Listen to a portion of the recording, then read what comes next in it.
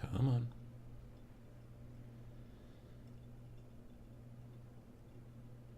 There, we got a clock. Okay, and this thing is running, so that's cool. And I got this, and this is in the right spot. And I think we're all good. All right. So, howdy. I hope everyone's doing well in wherever they are. It is currently sleet icing, snowing. I don't know. It doesn't know. Nobody knows. It's pretty gross out, like if you were trying to drive or walk anywhere, because it is icy and crappy. So, yeah. So I was thinking about going to a game convention after this show is done, local-ish, about an hour drive away. But now I'm not really particularly interested in doing such a thing because it's my concern is actually about getting back, like when it gets colder, like all of this is going to turn to ice. So, yeah, don't want to particularly do that. Let's see here. We've got David Moffat, probably mispronouncing that wrong. Painting some Dark Vengeance Chaos dudes as Children of Torment. Children of Torment is not a fun image search, by the way. Yeah, I could totally see that. Jeremiah D., Kelly Audia, Randall, Anyan, Mac Maker, Simon Key, Kim Arn Olsen Ama, VJ Morph, Frankie Lee Bailey, Tim Albers. Just a short hello as I'm preparing dinner for the family. Hello, hope things are going well. Martin Van Wezel, and then everything just. Someday I'm going to get an actual chat window that is useful, but it is not this day. VJ Morph, which I think I already mentioned. Tim Albers. Who else we got? Jeremiah D., which I already mentioned. The Noob Painter. Ola Amigos. Mike G. It's called Fire and Ice for a reason. That's true. Because it's always the last weekend in February. And like the last several years, it's always been like in the high 30s for the most part. And it's been like kind of everything is sort of melting a little bit and stuff. And there's big puddles everywhere. And it's not too bad. So I mentioned like last Sunday or 2 Sundays ago or whatever it was about how we had like these really cold kind of polar vortex temperatures. And like I woke up one morning and it was negative 26 Fahrenheit. Previous to that, the coldest that I had ever seen it in this area was negative 25 Fahrenheit. And that was the first day of Fire and Ice, probably back 12, 13 years ago. So, yeah, I'm less and less interested in conventions that happen in February. Like like Sam couldn't make it to LVO because Midwest weather in February. It's just having a convention in February, you're basically saying, well, sorry, folks in the Midwest, you may or may not be able to make it. So yeah, I get that. Randall says 65 and sunny here in Dallas. Well, that's good to hear. Soda Addict, good morning from the slightly less bad weather than you, Elkhart, Indiana, putting together a Torox Prime I've had sitting around. Nice. VJ Morph says, do you have to drive with chains often, Adam? I do not own chains for the car tires. I don't even have winter, actual snow tires. Some people do switch to snow tires in the winter. I have a major benefit in that for work, if we realize it's going to snow a whole bunch the next day, because usually the newscasts are like, there's almost never a time when all of a sudden it snows 6 inches overnight and nobody knew about it. Like newscasters are like, there's going to be snow tomorrow. Sometimes they're wrong on how much, but they're like, meh. So in those situations, then we all just take our laptops home and then you work from home because it's not hard to do for us. If I worked like in a factory where I actually had to go there and do things, or I worked, maybe even in retail or something where I, probably going to have to be open just in case, I would maybe look more towards getting snow tires. But yeah, as far as chains, like I don't see too many people riding around in chains at all. I think if you are way up north and you're like on a lot of backcountry roads and stuff like that just don't get plowed much, then I could see chains. BJ Morph says, I can't imagine living in a place that gets that much snow. I mean, it's honestly, this year has been, we were great on snow up until about end of January, and then it went. So by great on snow, I mean we didn't have much. So I guess there's that. Frankie Lee Bailey says, today I'll be pulling from the shelf of shame and painting, assembling some of those poor unpainted minis. My girlfriend looked at it and asked how much was sitting on the shelf. She laughed at $3,000. Well, yeah, that's kind of how that works. Good luck with that, actually. Trey Terrell says, hey everyone, I just finished basing the whole Blackstone Fortress set. So much sanding to get those bases smooth. Yeah, I suppose so. Let me see. Ernie Jr. says, hello from Long Beach, California. Probably not snowing there, but welcome, Ernie. Kelly says, Adam, will you say hello to my son, Beckett? He's 3 years old and just heard you say my name. He's helping me hobby today, sort of. Hello, Beckett. How are you doing? I hope you're having a good time with your dad. Let me see. What else have we got here? Jesse Daniels says, VJ Morph chains not required in the populated parts of Wisconsin. Yeah, no, that's true. It's just the way up north where it becomes kind of an issue. Frankie Lee Bailey says, I have a 2011 Camaro, and I do actually drive it in the winter in New Jersey, and yeah, I run snow tires to factory work. Yeah, no, if I had to, like, if it was absolutely mandatory that I had to go to and from work, I would probably think about switching over to snow tires in the winter. But because it's a situation where again, like I said, we can work remotely in most situations, it works out pretty well. Like, honestly, one of the guys, he's working remotely in that he is in South Korea. Like back in October, he started traveling, and he still works for us, and he works remotely. He was in Japan like for quite a while, and then he went to South Korea, and I think he's getting LASIK surgery while he's in South Korea because it's way cheaper or whatever. And then he will eventually, I think, head back this direction. But working remotely when you're a developer, programmer, it's not the end of the world. Sometimes trying to catch him so that we can do like a Skype chat. Oh, we don't use Skype. Slack. Or now Discord. We're using a lot more Discord chat internally because it works way better than Slack. Then that time zone thing can be problematic, but other than that, it's not too bad.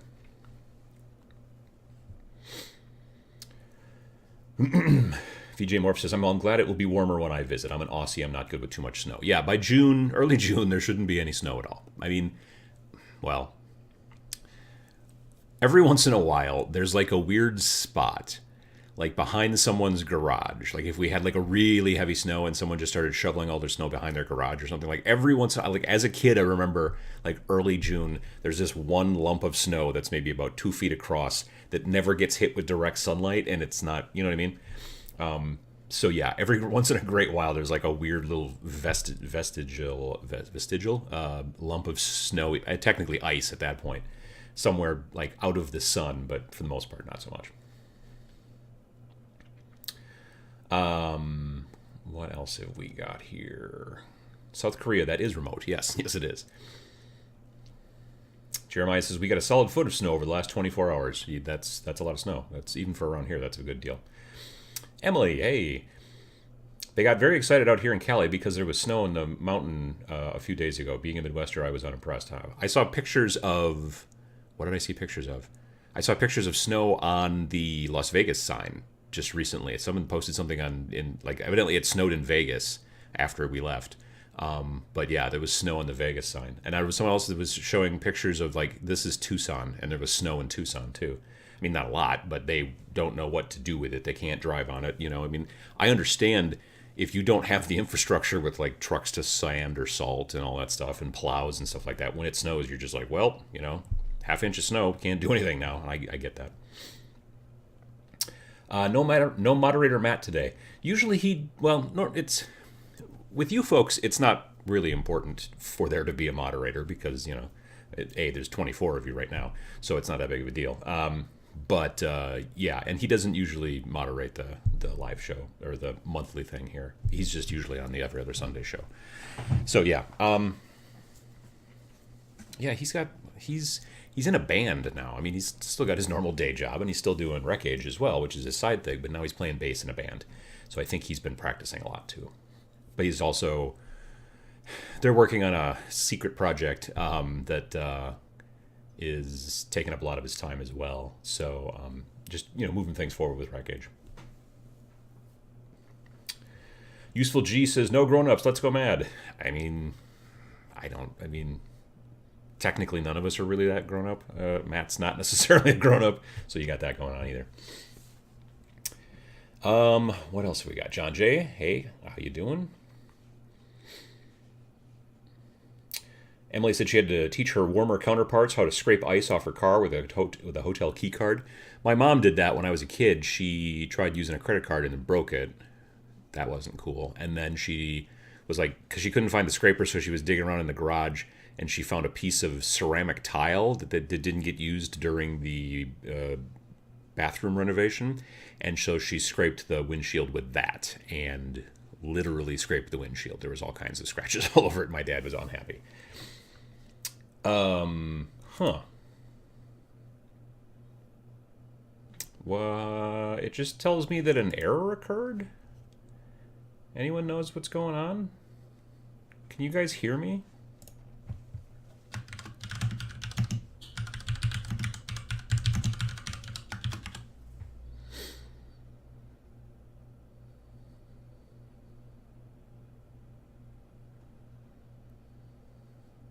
Weird.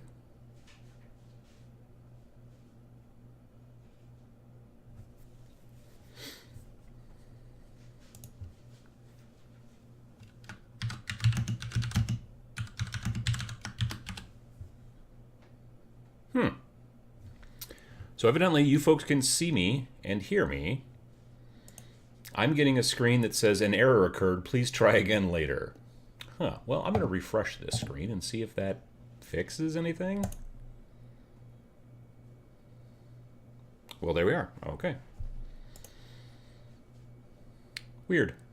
Well, there's almost always a 20-second delay. I get that. But yeah, my screen, the little window that normally I see myself talking to you in, went looked like it was black and white static, and then it had text that when it said something, an error has occurred.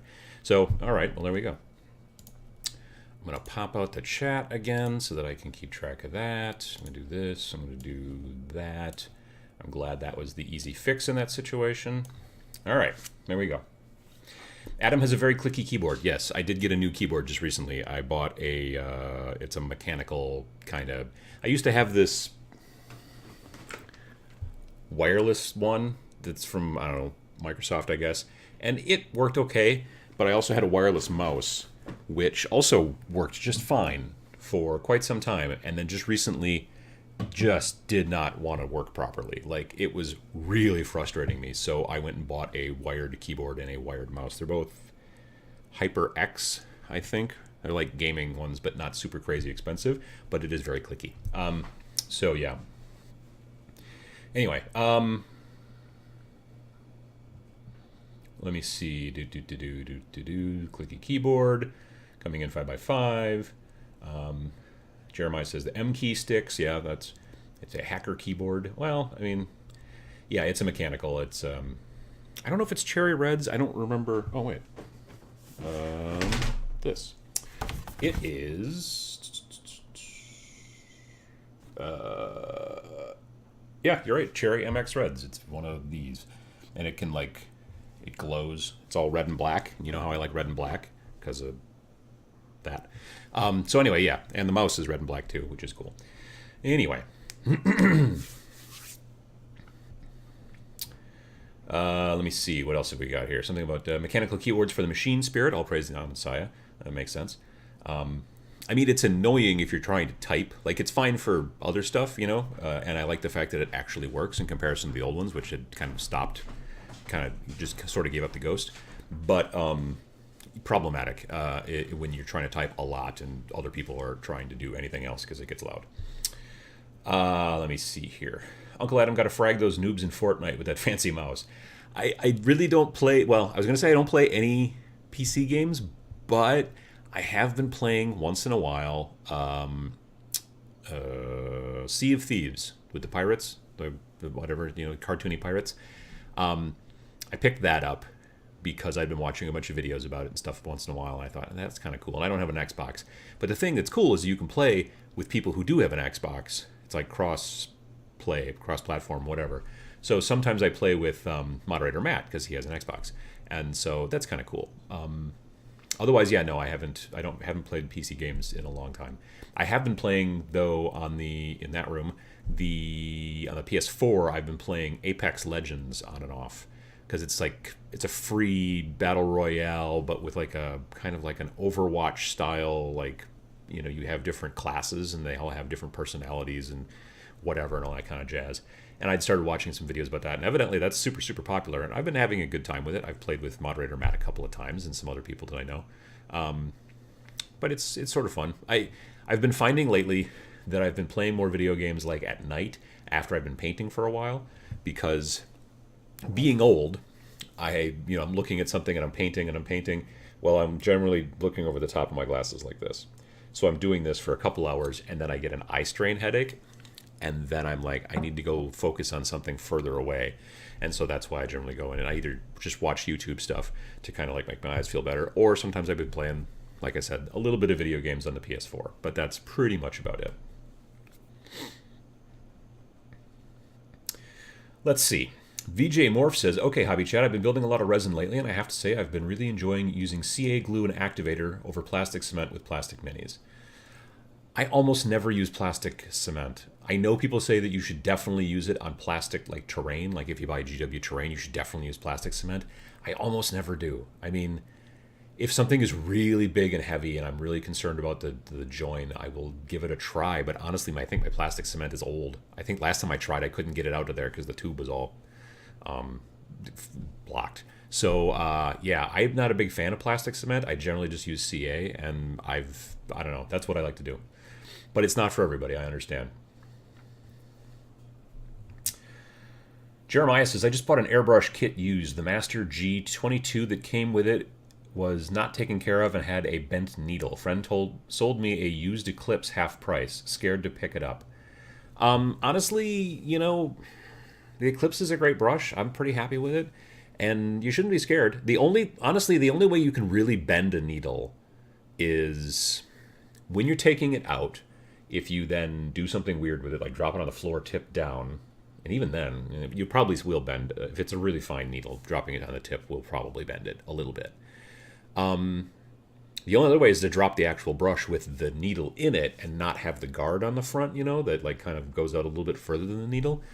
Some people don't put that guard on there because it's just an extra step and it's a pain, but it protects the tip of the needle if you do happen to like clunk the brush down on its nose. So, yeah, no, I mean, I wouldn't be afraid of it. I would definitely, go to town. You're going to be real happy with it. Hey, Torch is here. Tim Albert says it's the same keyboard I have. Well, there you go. Just got told off in a conference call for clacking with my Cherry Reds. Oops. Yeah, I mean, they are noisy. I'll give you that. Uncle Adam does the floss. New video. I don't think I'm nearly coordinated enough. Yeah. Let me see here. VJ Moore asks, you mentioned an update to the hot mess? Yeah. So since I'm not going to Fire and Ice today, I've got some other plans after the show's done.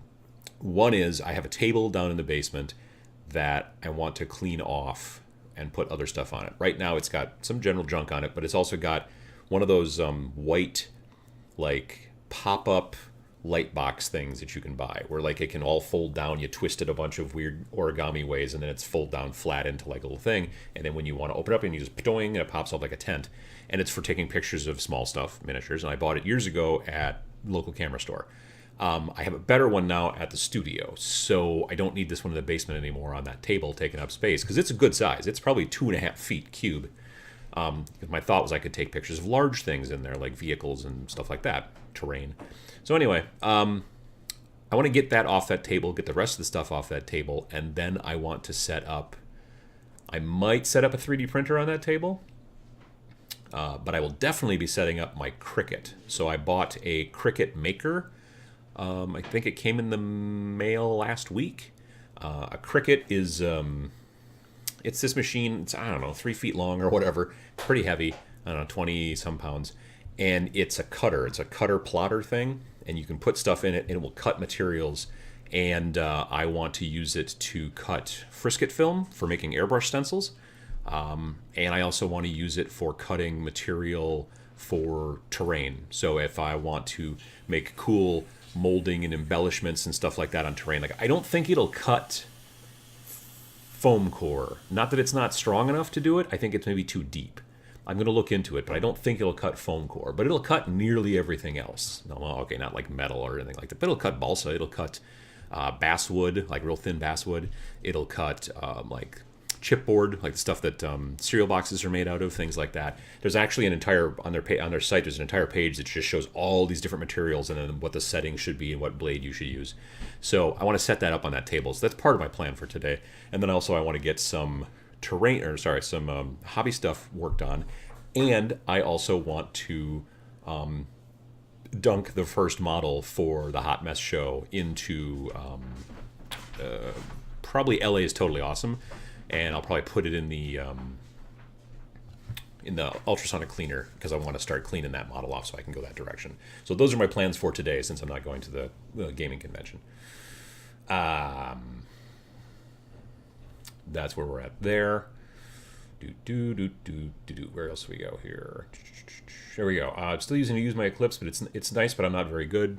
You know, no one starts out good. You always have to learn. I'm still not, like, I can highlight with it. I can do things like that. I can't do detail or anything like that with mine, but I don't really want to. You know what I mean? Like, my whole point is, although I want to be able to use stencils with it, which is detail, but it's a different kind of detail.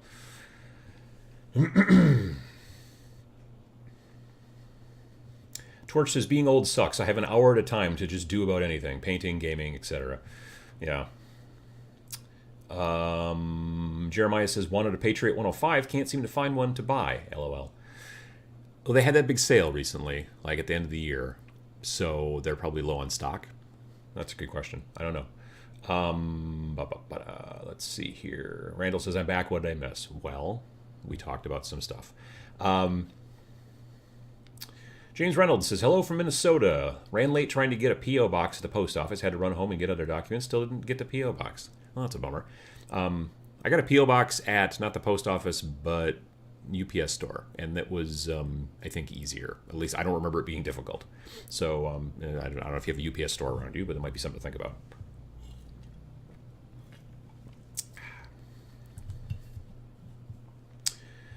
David says, I just got my Badger Chrome Renegade this week, but I haven't had a chance to use it yet. I don't think I've heard of that brush. I don't know if I can picture what it looks like in my head. The only Badger brush I have is the Patriot 105 Aero Extreme, I think is the name of it. Ken from Badger gave it to me at Gen Con to try out, and I haven't, frankly, got a chance to do so yet. Well, because part of the problem is that I don't think it has an adapter to hook to my hose, which is designed for an Iwata. So I have to be able to find some adapter or get a different hose and then just switch that. But yeah, haven't got there yet. Soda Addict says, is anyone else picking up the Blackstone Fortress expansion today? Dreaded Amble looks great. I don't think so, at least not for me. I picked up Black Fortress because I wanted to use the majority of those models for Kill Team. So I don't know that the Dreaded Amble will go in Kill Team. So I don't know that I'm ever actually going to play the actual board game. Maybe. But I would have to paint a bunch of models that are in it that I'm not going to paint probably. Like the Spindle Drones and the other weird dudes that you can't use in Kill Team. Like everything else in there I could probably paint and use in Kill Team. But those guys, there's no stats for them in Kill Team. So I'm probably not going to paint them. So therefore, yeah, I don't know. That's kind of how it works. VJ Morph says, grab a lighter or other flame, run it along the tube, it'll make the glue heat up and burn out at the end. See, with my plastic cement, it got plugged like that. I wanted to do that, but the plastic cement that I bought was evidently the cheap plastic cement, so it doesn't have a metal tube, it has a plastic skinny tube. So I was like, because I had a friend who was just like, hey, take a lighter to it, that's how you clear it out. And I'm like, yeah, but the tube is plastic, it's not metal. So I guess I should buy the more expensive. Like it was the testers, but it was cheap testers or something. I don't know. There's like the Model Masters testers that has a metal tube, but the regular testers had a plastic tube. So I think I would just make it worse if I used a lighter on it.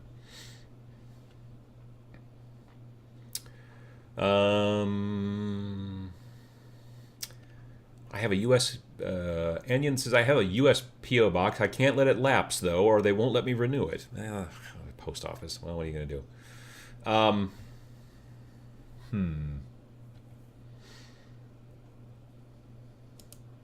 Randall says, Adam, you can go up to 2 millimeters with the Maker. See, I thought it would go deeper than that. But not, like, foam core deep. That was what I was looking at.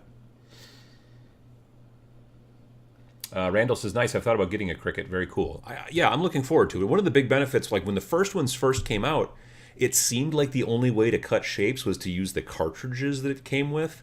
And so I'm like, but I want to make my own shapes. And it didn't look like it was a way. And that was 5 years ago. Well, now, like with the Maker, the Cricut Maker is the big one.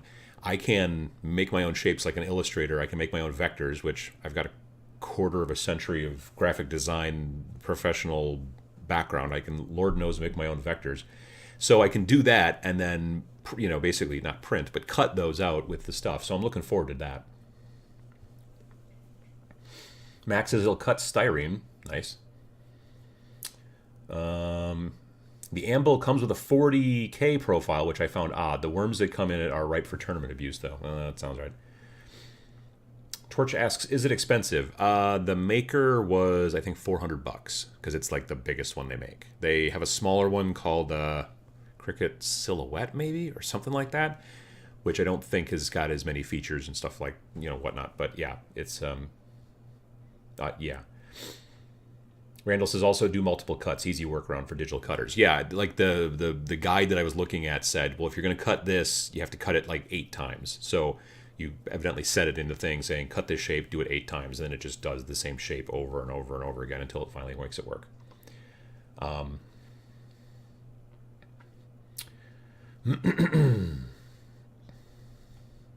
Adam, that can needs an Aussie stubber holder made. It's in the kitchen. I didn't grab it, but yes, that's a good point. It's, well, see, that's the thing.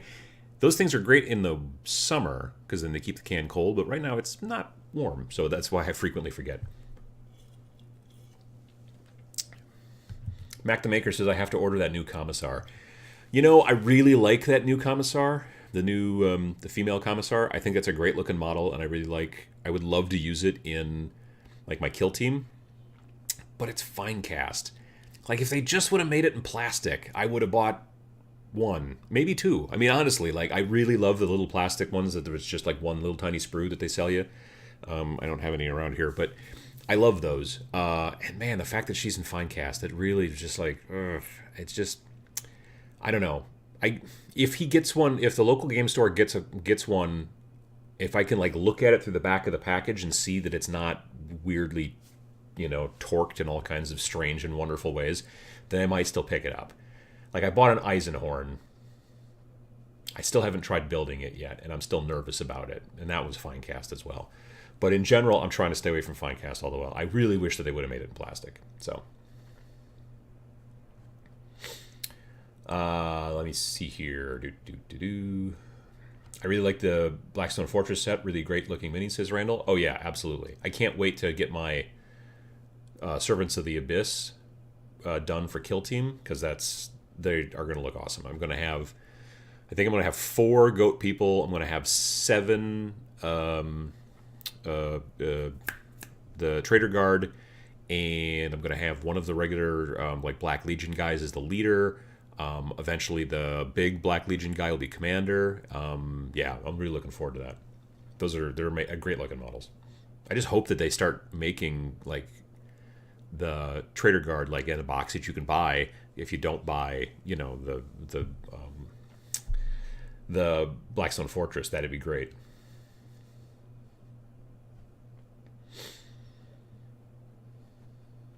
James Reynolds says, good tip on the P.O. box. Just looked at it and they seem way better for small businesses. Real address. Yeah, that is a benefit. Like where is it? This. So yeah, so it's an actual address, and then it's like number 3. It's like sometimes you see Suite 331 or whatever, but it's just number 331. That's actually P.O. Box 331 at this place.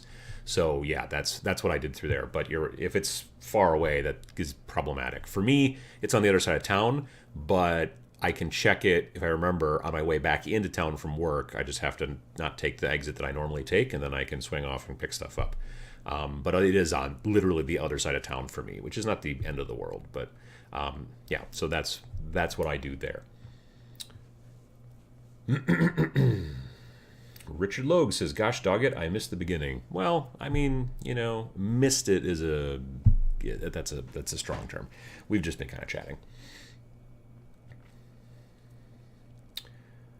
VJ Morph says, "I buy the GW plastic cement. It has a metal tube." Yeah, I know. GW overpriced glue. I would probably, I don't know. I've just found a normal CA glue, like made by Robert Smith Industries. I think it's Bob Smith Industries or Bob Smith Industries, something like that. I get it at the local hobby store. Like my game store doesn't stock it, but the hobby store does. And I've just come to like it because it comes in a lot of different grades. There's like really watery, there's like really gel. I usually get the medium stuff, and they have multiple sizes of bottles and all that kind of stuff. And so I've just come to like that. But I'm not one of those that's like, well, I'm not going to buy glue from GW. I'm not going to buy PVA glue from GW, probably. Do I own any? I don't think I do.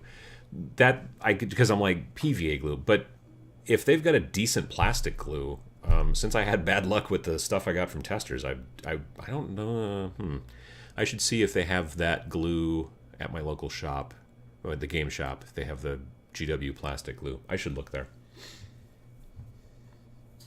John J asks, "Adam, do you think you'll eventually make your way back to full-on 40K?" Well, I mean, I kind of had plans to do that.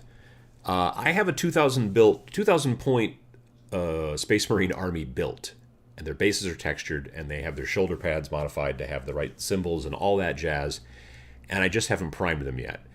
Joined is a strong word. I was highly requested to join the Escalation League at my local shop, and I thought, okay, I can probably paint 500 points of these guys by the end of January or whatever it was. And as it turned out, I couldn't, because I had just too much other stuff going on with the channel and work and all that kind of stuff, and then traveling like right after that. And so I am not in that Escalation League anymore.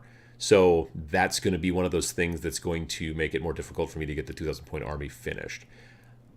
They'll get painted eventually, but I've got a bunch of other projects that are in the way right now. So, and honestly, I'm really enjoying Kill Team over, I really enjoy the smaller game. I really enjoy the slightly more detailed rules. Some people say, oh, it's an easier rule set, but I'm like, well, I don't know, because you've got like the cover rules are a little different than they are in 40K. The range rules, like this gun shoots 30 inches, but if you shoot at somebody over 15 inches, then you have to add, you've got -1 to your die roll and stuff like that. So that I just am really enjoying Kill Team in comparison, but we'll see. What else have we got here? Talking about plastic glue, plastic cement. Torch says, "No way my wife lets me spend that much on something for terrain making." Well, my thought was also a couple of things. Number one, obviously I'm using it for the channel, so I'm going to probably talk a little bit about that, or I'm going to use it on some terrain project stuff that I want to talk about on the channel. I'm going to be making a video about embellishing the terrain that you build from scratch and why you need to do that to make it just kind of look better than just here's a foam core corner, ruined corner that you put on a CD and you stick it over on your table and you call it good. So I want to talk about that. So that's part of it too. But secondly, also, my wife can use it because it'll cut cloth and all kinds of things like that. And sometimes she likes to try. I mean, she's more of a knitter, these days, but she is also, does other stuff as well. So that's potentially something you can use it for. If I really wanted to, I could technically, I suppose, maybe even sell. Like if I started making my own frisket film stencils with it, I mean, I could sell those and try to get some money back that way. There's things you could do that direction as well. I don't know that there's a lot of call for it, but it's potential. So anyway, those are kind of the options. Those are the things I'm thinking about. Because yeah, it's not a cheap thing. I'll admit. But I definitely, one of the reasons I want to make the video is not to get people to go out and buy one, but I want also people to understand, as far as, especially like with the terrain stuff and the frisket film, that very possibly maybe their wife or mother-in-law or their friend at work already has one, and you could be like, hey, can you cut this stuff for me and that kind of stuff and work with them. It's amazing when you how many people you bump into that either have something like that or something similar, something that's not like that exact brand, but maybe it's something that's designed more for just straight up vinyl cutting or whatever, and that kind of stuff. So that's kind of the thing.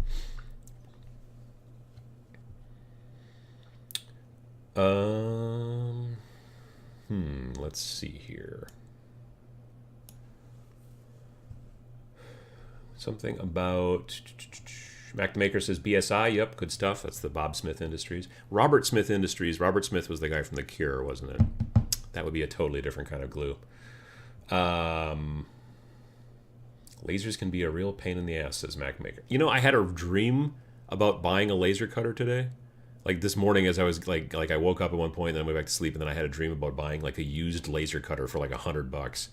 And I'm like, but it can't work very well, can it? And the guy was like, oh no, it works great. And I'm like, well, but yeah, that's the kind of dork that I am, is I'm having dreams about laser cutting. Anion says, I looked into a laser, but it was too expensive for hobbyist stuff, and I really don't want another job. That's the other trick too. The lasers are really expensive, so you better have some sort of, to some degree, like a business plan. You know what I mean? To be able to kind of try to make some of that money on that. David asks, are you going to make an official Irregulars stencil? Well, that's a good question. I don't know. I mean, I could maybe, I'm not sure what that would exactly be.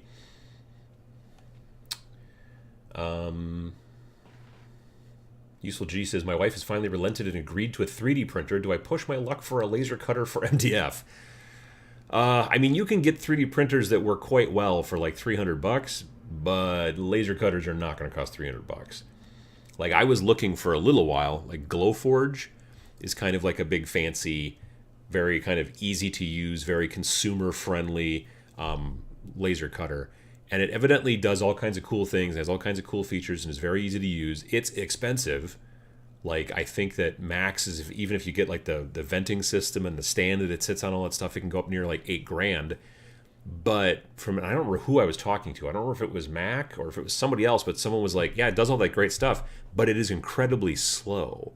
So if you're trying to use it as a production model to crank out terrain that you're going to sell, they were like, it would take forever. Like, it's great for like you making some cool project for yourself or maybe as a present, but why are you going to spend $8,000 on a machine that can make you like 2 things a day? You know what I mean? So that's not super awesome. It looked really cool, and the commercials and all that stuff and the marketing they did for it was spot on. But I'm glad that I did not even think super hard about pulling that trigger, because you can get the cheaper one, you can get it without the stand, you can do all that jazz and all that stuff, and you can get away with it for like maybe $3,000 to $4,000. But if you want like the good one with the powerful laser and the stand and the venting system and all that jazz, yeah, from last time I looked, it's nearly $8,000. So no, thank you.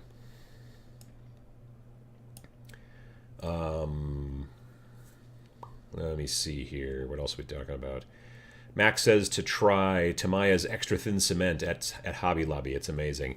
I've never used, like, I've used a little bit of their paint here and there, very little, but not too much. I've never tried any of their glue. I should maybe take a look at it. I do love their remote control cars. When I was a kid growing up, I had a friend whose parents bought him nearly anything, and he had several off-road RC cars from Tamiya, whatever, and they were a hoot. We had a lot of fun with those. There was the Frog, there was the Hornet, there was the Grasshopper. They were all bugs. And then there was one called the Hot Shot, which is not a bug as far as I know, but that one was 4-wheel drive, and that was really cool. It worked really well on snow. What do you think of the new sculpts that we have seen that will come in the Shadow Spear box? I don't know. Let's go take a look. Boop. I was on the Adepticon website. I swear to God they changed this logo in the last week. I swear to God they changed it just recently. Let me see here. So we're looking for Games Workshop. Shadow Spear. Okay. That didn't work. Let's go to Warhammer Community. And okay. Could you get out of the way? Shoo.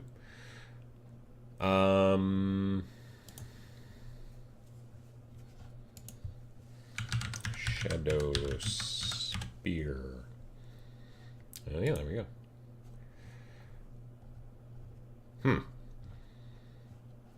Did they only show it in the video, maybe? Let's see here.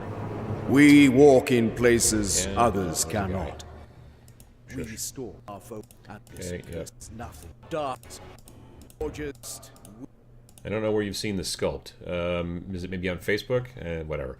Anyway, I don't know anything about it, sadly. I've not really been paying super close attention. I did not make it to the press event that was at LVO where they announced like Warcry and all that cool stuff because my flight was delayed by 4 hours on the way there. So I totally missed the press event, which is a bummer. But, oops, I was off of the thing there. So, yeah, that stinks. I'm going to click on you and then click on you. So yeah, I haven't taken a look at it yet. If someone's got, I was going to say if someone's got a link, but I don't think you guys can post links. The Noob Painter says, I'm really loving the Tamaya. I should really figure out which way that should be pronounced. Extra thin plastic glue. Picked up a bottle after seeing tons of streamers using it. Now I can see why. Nice applicator bottle. I'll have to look into that. I mean, if it's a plastic cement, then I could definitely see using for terrain too, because I do have some more terrain I got to build. And it's supposed to, because the whole concept behind plastic cement, from the way it's been explained to me, is that it actually melts the plastic on both sides. So it's not just a glue bond; it's also it's welded, like the plastic melts and then melts together, and that makes it a lot stronger, which is cool. For models, for like actual people, I don't want to do that in case I need to like reposition an arm or something like that. But for terrain, you don't want it to fall apart, so I can see that being a benefit.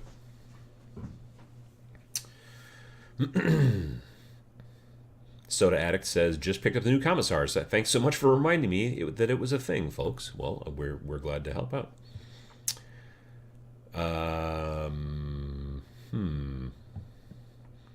Heads up on Army Painter's glue accelerant bottles. I went to pick some up from a shop in New Jersey and found the entire rack of them to be empty. I think it evaporates quickly and the bottle's seal isn't good. Or it gets sold out really fast.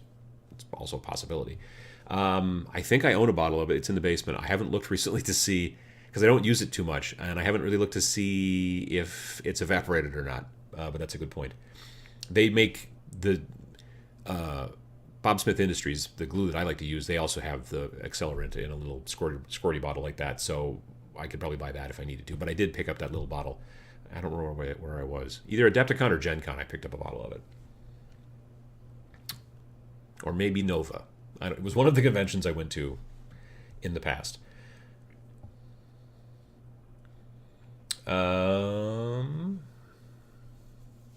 What else have we got here? Oh, my goodness. The truth is out. Uncle Adam started the Tabletop Minis channel for another excuse to buy, or to the missus to buy more minis. Technically, no. Technically, no. But it is part of the, it is a, what do you call it? A byproduct to some degree. I think official Tabletop Minions flavored brushes would be a hit. Maybe bourbon flavor? Yeah, I don't know what other kind of flavor would be affiliated with... yeah, someone else immediately said bourbon flavor. Well, so there you go. Yeah, there you go, Useful G. Mac the Maker says, many libraries that have Makerspace have a Cricut or a Cameo. Those must be a different brand of cutter thingy.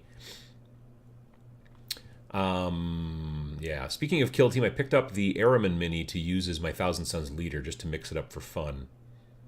Yeah, that would be... You could... Yeah, I could see that. He's a pretty cool model. Oh, well, to be fair, I haven't seen the newest one. I have an old Aramon somewhere, like in metal. I don't know if I've seen the newest one. I'll have to double check.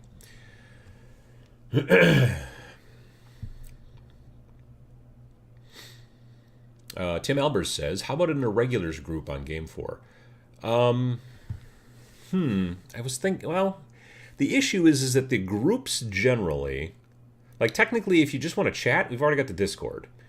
The groups on Game 4 are designed generally to be more people who are close to each other so that they can set up games and do all that kind of stuff. Honestly, Discord's chat is way better than Game 4's chat at this point. So, like, I'm a part of several different gaming groups in the Game 4 app, but they're all relatively local. So if it's a thing of like, hey, who wants to play a game? Boom, you can do that. If it's more of a, hey, we just want another place to chat, honestly, I think the Discord probably works pretty well too. Plus, we can keep out the riffraff, if you know what I mean, or whatever. But yeah, so we just launched. For those of you that haven't seen it yet, we just launched version 5.0 of the new Game 4 app, it's version 5.0 of the Game 4 app that we launched last year. And we've added convention support. So if we've got our store list of like, here's all the stores that are near you. There's now also a list of gaming conventions that are near you, hopefully. And we want to keep adding to that. So like we built a seed list, but it was maybe 100 that we could find. It was difficult to find, honestly. That's one of the reasons we wanted to do it, was because trying to find like a comprehensive list of local gaming conventions is not easy. They're all over the place. So we wanted to make a decent comprehensive list. I mean, there are some that, Steve Jackson Games has got a list of the ones they go to, and they go to a bunch. But, like Warhorn has got sort of a list, but it's a little hard to navigate, and they're really focusing more on like setting up your events and ticketing and stuff like that. We just want a list of them so you can see them. So people can add, if you've got local conventions near you, either let them know and they can add their stuff to free to our app so people can find it, or you can add it for them if they're busy or whatever. So we're building that, and that was the big part of the newest launch. So yeah, it's been working out. We had to do a couple of quick little bug fixes that were unrelated, but yeah, I think we're maybe on 5.0.2 since launch. The launch started earlier part this week, so it's pretty new, and we're working on the next stuff for the next big thing. So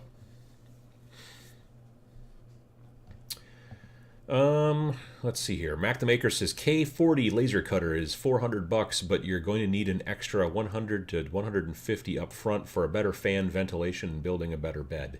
Well, that's cheaper than I thought. VG Morph is going to see the Cubs play at Wrigley Field, which should also be cool. Well, that's pretty cool. Yeah, while you're on your way through to head down to TMX. Did I update the TMX graphic? Woohoo, I did. There you go. See right there, TMX. So yeah, well, that's cool. I've been to a Brewers game in Milwaukee when I was a kid, but I haven't been to any sporting type events in a long time. Bullet Bourbon Bristles. Ooh, we would have to get that licensed, I think, and that might be very difficult. The new painter says to Torch that the dorm rooms at the convention center are decent and only about $40 a night. Yeah, you have to go down the hall to go for the bathrooms, because it's a dorm. It's a college. It used to be a college dorm, and now it's actually, some of the floors they still use as overflow for, I think, like maybe international students, I think. But it varies from year to year, but they have certain floors that are just designed just for conference goers. So it's worked out pretty well. Let me see here. Randall says, I'm sad I can't make TMX, one of the many downsides of living in Texas. Well, I'll be in Austin like first weekend in April, because the, what's his name?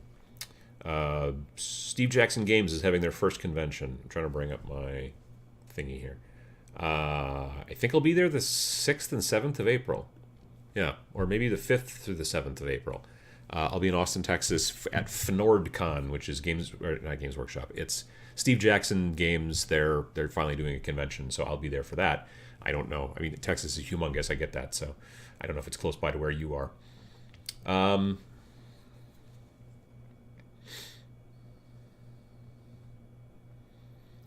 Whoops, where'd we go? Frankie Lee Bailey says, when I tried to set up the Discord, the link didn't work. Haven't been able to figure it out yet. We will try to figure that out, because it should work. Well, okay, so you have to link your Patreon account to your Discord account, and then it will send you the link or something like that. So there's a place in, those of you that have also done it, maybe if you can help him out, there's a thing in the like account screen on I think it's on Patreon, that allows you to hook it up to your Discord account, or else it's the other way around, but I don't remember. There's instructions, I think, that I posted on that page. And then you go from there, so you can go to that way. Mike G says, okay, so I'm not tech savvy. What's Discord? So Discord is a chat kind of program. It's got text chat. It's got voice chat. It focuses more on gamers, video gamers to some degree. But if you've ever used Slack, like for work, it's very much like Slack, except that it doesn't stink. Like it actually works well. The format is very much like Slack, but the programming is not like Slack in that it is not slow and doesn't eat all your RAM and doesn't suck. This is what I've been told by the developer folks at work, who all are angry at Slack because it's designed for developers by developers, but it's poorly developed, evidently. I just know that Slack's video chat is garbage, and Discord's is great. So, yeah, anyway, so we have there's a private Discord channel just for Irregulars where people can chitter chatter and go back and forth and share pictures and do all kinds of cool stuff. So yeah, the fact that you're an Irregular means that you have access to it. Martin asks, is the Game 4 app also having presence listed in EU, e.g. the Netherlands, looking for painting events? Yeah, it's a worldwide app. There are plenty of places, because it's still relatively new, where maybe there's not a lot of stuff going on, but we're trying to work on processes to help spread that word, and we're doing some marketing slowly, and we're doing that kind of stuff and whatever. One of the next big add-ons to the app is going to be focused on helping folks spread it around even more. We now have a web version, so that's helpful. We have the ability for people to be able to share from the app to Facebook and Twitter and all over the place. So we've added those things. It's just now basically kind of a building thing. Like, we have to keep building. We've got almost 28,000 people signed up in the app. Actually, we may be at 28,000. Let me go look.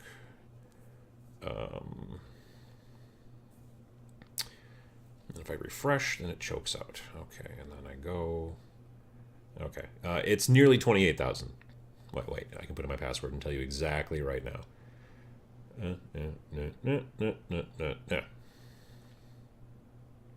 Or not. Okay. Yeah, submit this form again. Actually, show me the page. 27,962. So we're almost at 28,000. So anyway, yeah, that's where that's at. There's 1,000+ groups in the app, and I think we've got 500 verified stores. The normal store database is almost 6,500 stores worldwide. So you can always find whatever store. One of the big benefits of the app is that if you travel a lot, you can always find the closest game store, which is really nice.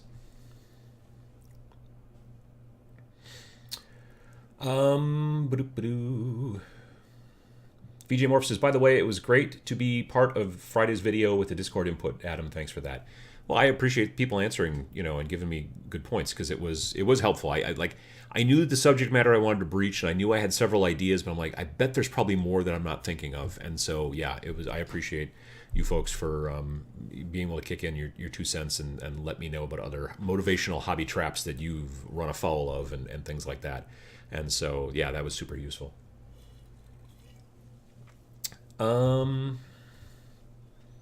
John J asks, did you need to make an arrangement with the conventions you found so that you can be informed of future cons as well? No, it'll be basically up to either the people running the cons or people who are attending the cons or whatever to be able to put in next year's event. So it's not a recurring thing. Because frankly, there's a bunch of cons that just don't recur. Sometimes there's conventions that show up and maybe they don't do it again next year, or they only do it every couple of years or whatever. So, if we're going to put in Gen Con, then someone's going to need to put in Gen Con next year, whether it's us or whether it's them, if it's some small convention. The idea is that every year once, because the thing is, too, I know this from running conventions for a long time, you don't generally know. If you're a small convention, you don't know when the date of next year's convention is. If you're a huge convention, Adepticon, Gen Con, you know for the next 4 or 5 years what the dates are going to be because you've already nailed that all down. But for small conventions, they don't know what next year's date's going to be until maybe sometimes 6 months before the convention. So we wanted to make sure that they could still always put stuff in there, but it wouldn't be that Diesel is playing with a foil ball all of a sudden. He's been sleeping for 3 hours and then got up and decided to play. Let me see. What else have we got here? VJ Morph says, going to buy a badge maker on payday and knock out a design. I have a tiny little badge maker, like for like 1-inch buttons. I have one in the basement. I haven't used it in a long time. Adam, have you ever painted with mainly inks? I just did some Imperial Fists and used inks on everything but the base coat. Very strange, but results were good.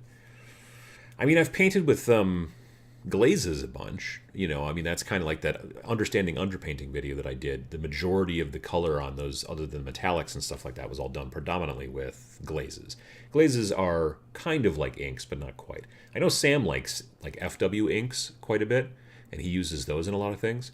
But I haven't really painted like directly with inks in those situations. Glazes, yes, but not so much. And washes, obviously, but not the inks.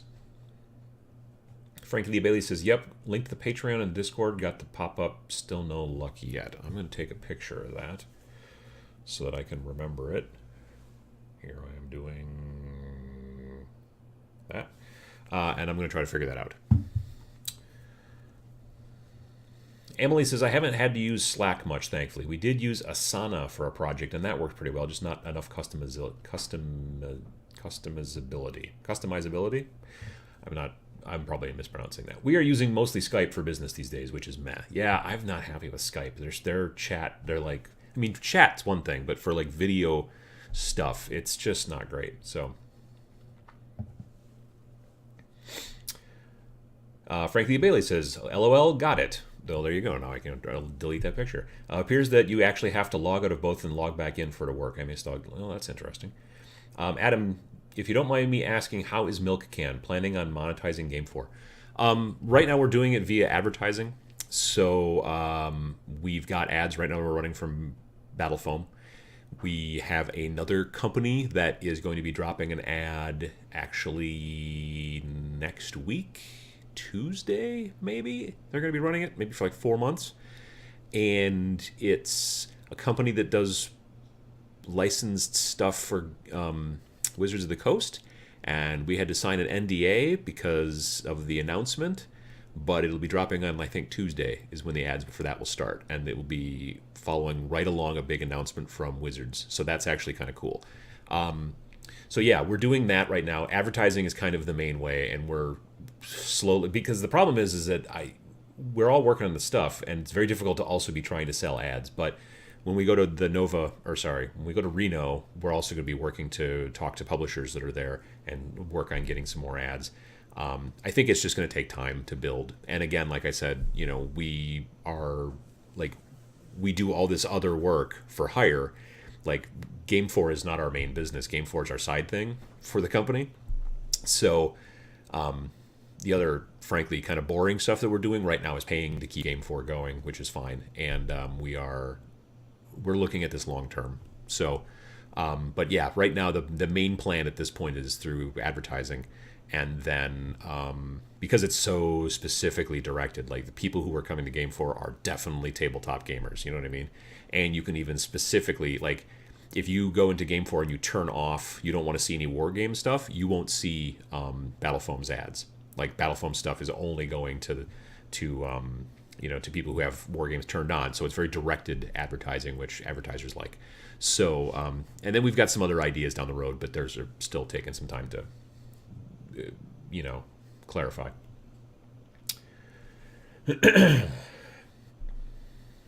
Diesel guest appearance, yeah. Well, he seems to have given up. Now he's gone. He's probably gone upstairs to bug my wife. Yes. Anyone else pick up the new Genestealer Cult dice? The Cult's logo is on the 1 instead of the 6, and it really bugs me. Number 1, hey, Paul Noxie, how you doing? Yeah, I mean, I've seen that before from them. Like, they have done plenty of dice before where the symbol is on the 1 instead of the 6. Sometimes they have a symbol on the 1 and the 6 that are different from each other. That's also annoying. That's why I like my Nurgle dice from them, because they don't have a symbol technically. They're just, I like those a lot. It's interesting too, the Genestealer dice, you can see through them, kind of. The Genestealer Cult dice. There was some Skaven dice that looked kind of cool too. I don't know. I like some of their dice, but not a ton.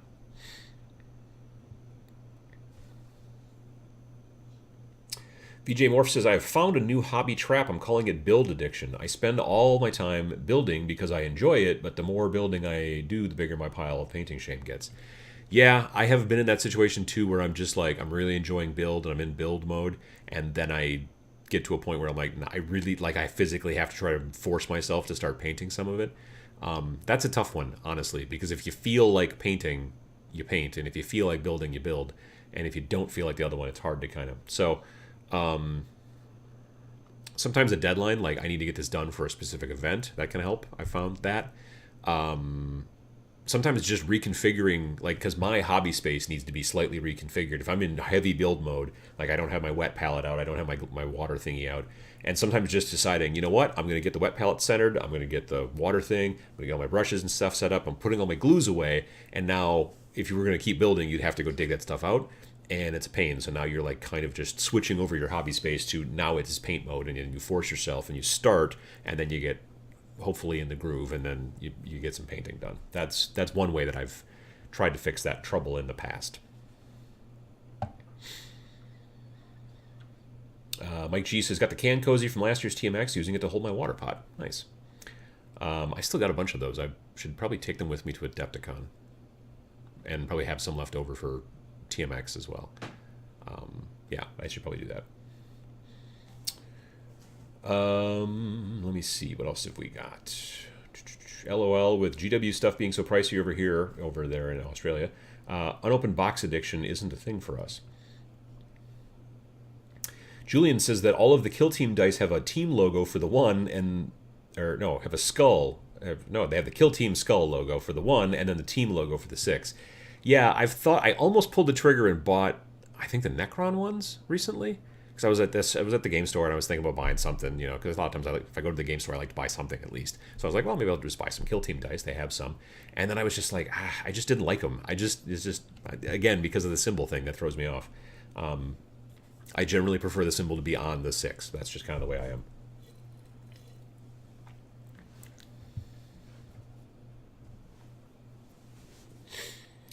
John J. asks, do you find yourself mentally strategizing your kill team tactics prior to choosing the weapons to build them with? I probably should. I mean, you know what I mean? Like, I should probably think ahead on strategy in some fashion. I mean, a little bit, I guess, in that I go, well, it might be nice to have a sniper guy, you know what I mean? And I could try to keep him away from the other ones. Thought I heard a cat. Like for my Necrons, I have a death mark. And he is my sniper guy. So I strategized a little bit in giving him like the sniper. I think I gave him the sniper keyword or whatever, the sniper specialism. That kind of stuff. Meh. But as far as actual planning strategy ahead, I'm kind of terrible at that because I'm not a good strategic player. So yeah, I wouldn't say I probably go that far into it because I'm not that good of a player. But I do try to think about it a little bit and go, well, I should make sure I have a long range guy and I should have some close range guys and blah, blah, blah, that kind of stuff. But beyond that, I'm not super smart. So, no. We've got Schmutz. Howdy. I don't know if I've seen that name in here before. I appreciate it. Didn't get to paint for quite some time now. I want to, but somehow couldn't motivate myself to start again. Well, I've got some videos about that. Like one was actually... Was it the Friday video? Yes, the Friday... Diesel. He's trying to get up on the counter, and he's kind of a moose, and he can't quite do it. So Friday's video is about, motivation traps, so check that out. I've got other stuff about motivation further back in the catalog that I can't think of the names of off the top of my head, sadly, right now. But, motivation's a tough one. Sometimes, like I said in the past, like switching modes, like going from building to painting or the other way around, or I've found sometimes it helps to try to... frankly, like, go do other stuff, like stuff you don't want to do. Like, well, yeah, I guess I'm not painting. Might as well go mow the lawn or shovel or whatever. And then you're like, you do that, and you're like, ugh, that sucked. And then you go back to having some fun, and then you paint and things like that. That can help sometimes too. James Reynolds says, speaking of TMX, I'm trying to convince my girlfriend to come. We can't share a room. Any suggestions for cutting costs?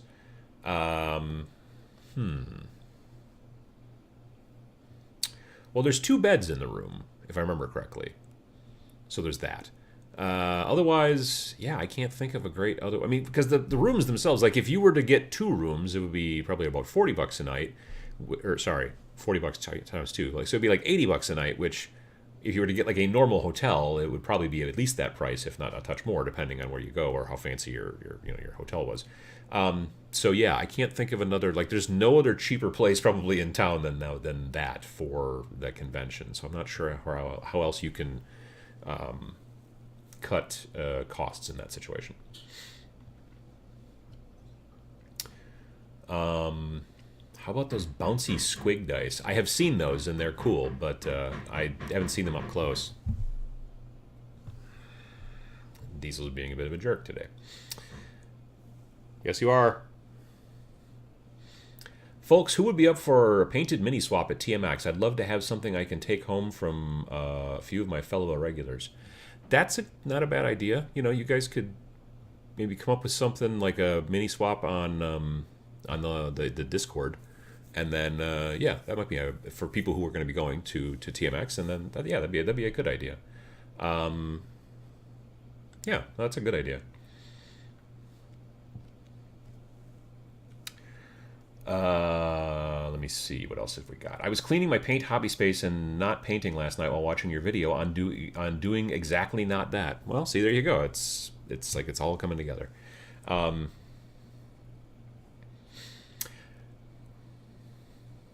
Schmutz says, I procrastinated with building my Blackstone Fortress, guys, but now I have nothing left to build anymore, so I guess I will have to paint now. You know, I mean, if you got nothing else left to build and you're still in kind of a build mode, then you have to try to figure a way to shift yourself into paint mode so that you can go down that direction. Definitely.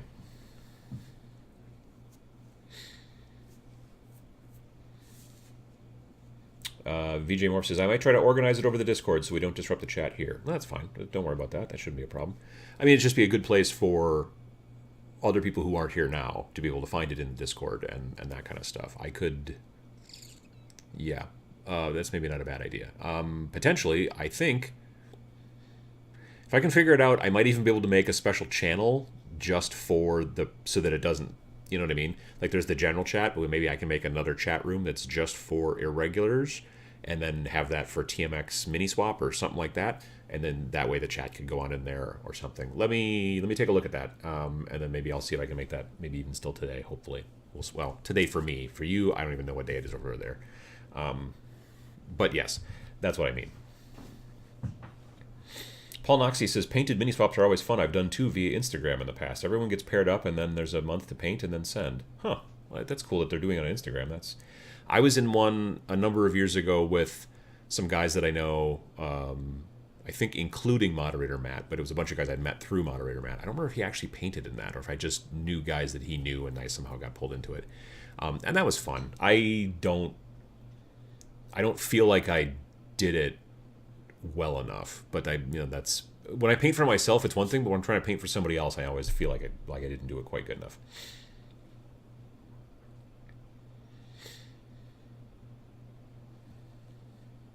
Noob Painter says a general TMX chat channel would be good. Well, it's chant channel. I guess I could make a chant channel, but that had to be a voice channel, and you guys would have to chant in it. That might get a little weird. But yeah, the chat channel would be good for the Discord. No, I agree. That's like when I first launched it, I didn't want to like years ago, like when people would set up forums and stuff, and you'd make like all these separate areas for forums, and then everyone would just use the like main, or the general or whatever, and then all these other ones would just sit there and be empty. So my thought was, when I do this, I'll just set up a single place, but then we could split it out as things arise. The TMX channel would be a good idea for that. It's a good idea. It should be relatively easy enough for me to literally just duplicate a channel, and then, because there's all the permissions and all that junk, that's the only thing that I'm a little rusty on. But if I should be able to just duplicate a channel and just change the name, then that should probably work. I'll look into that after I get done with this. So yes, too many channels on Discord can get too confusing. Like, I love Chris from Mini Wargaming's Discord, but so many channels, it's confusing. Yeah, exactly. That's why I didn't want to go that direction.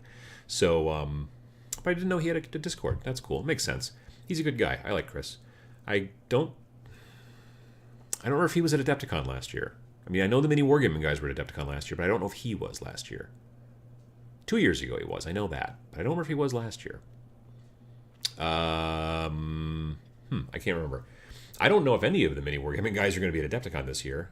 That's a good question, because they're basically kind of cutting back on travel. Like partially because they've got their own big, huge building now, and I think that, so maybe there's that. But from what I understand, like they didn't go to LVO. None of them did. I haven't heard anything about them doing anything at Adepticon, so I don't know. We'll see. But yeah, that reminds me, I got to get my passport. I've been invited to Mini Wargaming. They're doing their big grand opening thing in late June for their new building, and I want to go do that, but I have to get my passport. Luckily, since the government's still working, sort of, working as well as it usually does, I should be able to hopefully pull that off. But I keep forgetting to. I keep putting it off because I went to the website for how you do that, and it was really confusing right off the bat. And then I was like, Like, I was hoping there was like a form I could just fill out, and then that would at least start the ball rolling. But it was like there were like 3 PDFs you had to get, and there was, and it's just, yeah. Anyway, let me see here. Kelly asks, who all here is headed to Adepticon? Me, I'm going.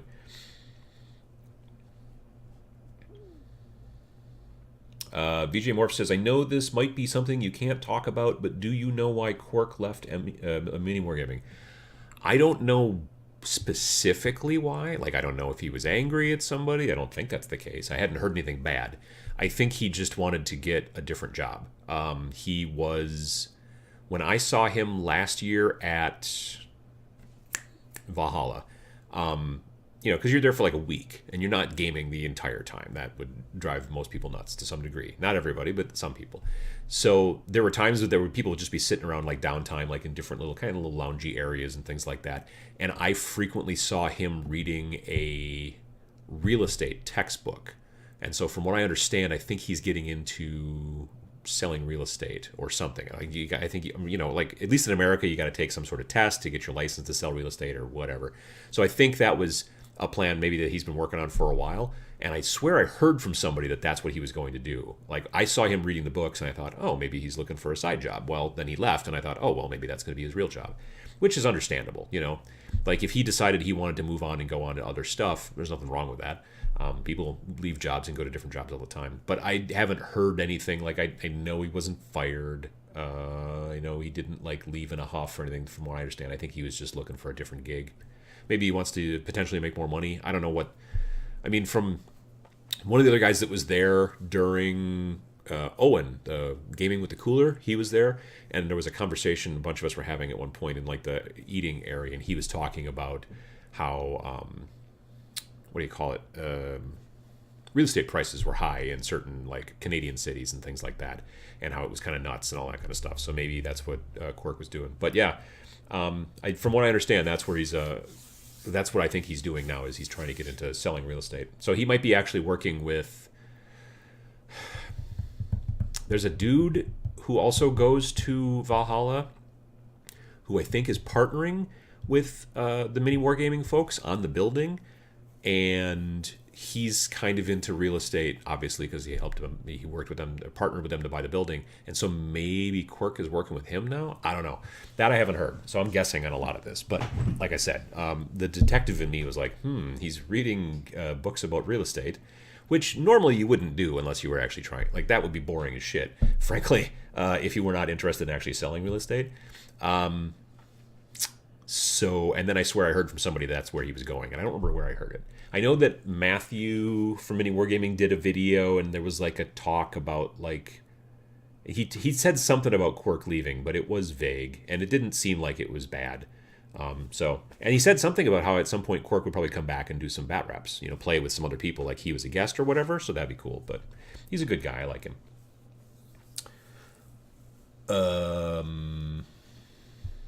Randall says, I'll be at Adepticon. Noob Painter says, I'll be at Adepticon. Cool. Mac the Maker's going to Adepticon. So much to do. Drop the Battletech tables to say hi. Drop by the Battletech tables. Don't actually drop the tables. That would possibly break them. Kelly says, Adam, a regular hangout at Adepticon, bring your own bourbon.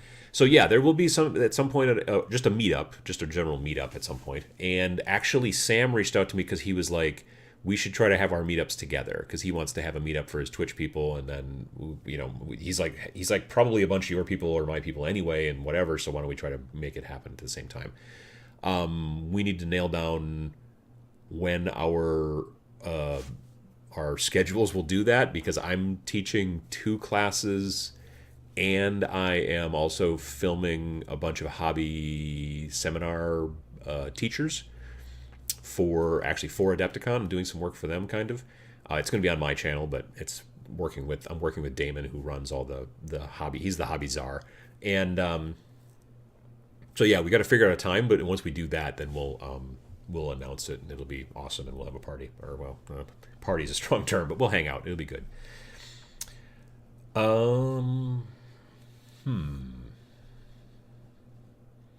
Mike G says, so I'm really hyped about the Carrion Empires box. I saw it yesterday at the shop. It's cool that the Skaven aren't going horde, just war machines and rat ogres. Yeah, I thought that was interesting too, because in the past, Skaven always have just been like, well, you're going to need a lot of them, just like you do with Tyranids or, Imperial Guard or whatever. But it is interesting that they're kind of going a little bit more. I do wonder if Games Workshop's not going in that direction. I wonder if they're like, maybe we need to make it so that there's not any armies that have 200 models in them. Because they know that a lot of people are like, I would like to play Tyranids, but I don't want 300 Tyranids, And so that maybe, it's interesting that may be the case with Skaven and how that's kind of going. So yeah. I like Skaven, I do. Yeah. VJ Morph says, I got Carrion Empire. It was a fun build. My best mate and I knocked it out in a day. Wow, that's cranking. Paul Noxie says, my local GW is being refurbished next month, meaning you can buy the exclusive Terminator Chaplain. Oh, that's cool.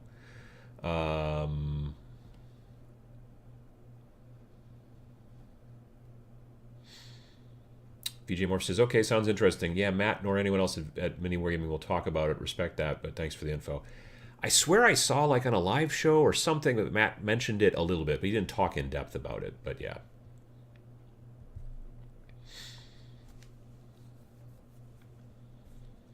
Let me see. Emily says she's bringing her sister to Adepticon, her first Adepticon.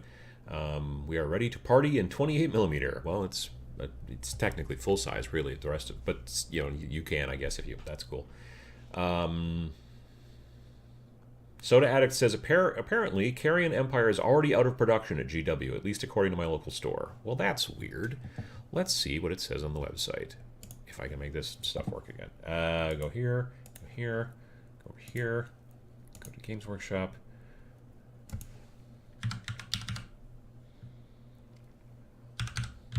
Carrion Empire is sold out online. Wow. Strange. Huh. Like, I would almost think about picking it up myself, but, I don't... It's neat that they got this graphic. Like, I already have Storm Fiends or whatever, and I don't know if I want that wheel guy. Yeah, I don't know. I also have not this, but the poop flinger or whatever, you know what I mean?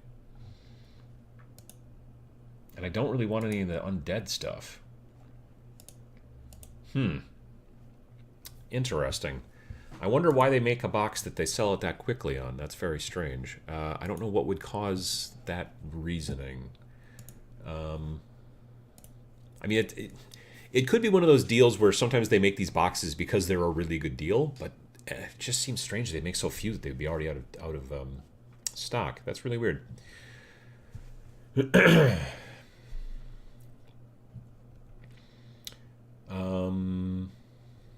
My Gene Stealer cults are Skaven. I need more clan rats for heads so I can make more. Oh, that's kind of cool, taking the Gene Stealer cults and giving them Skaven heads. That's fun.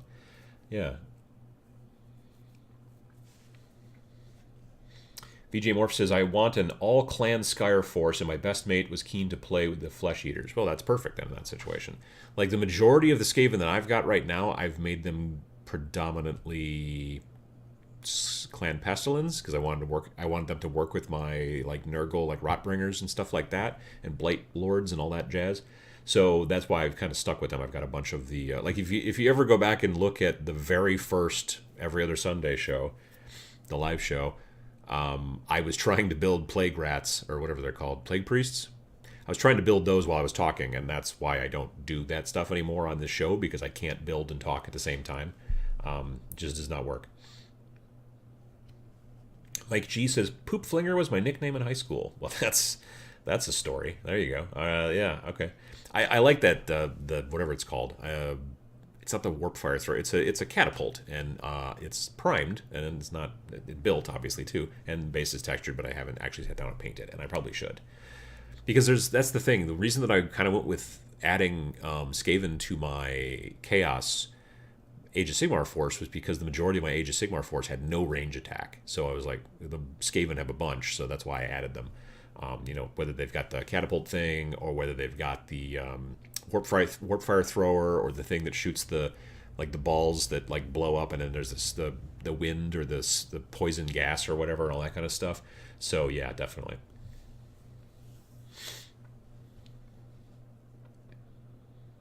Partying heroic scale. That's I like that. That's a good idea.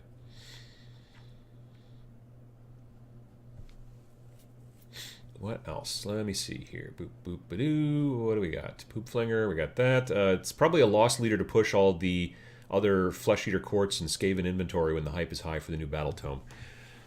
Yeah, there's a possibility of that too. Because all that stuff.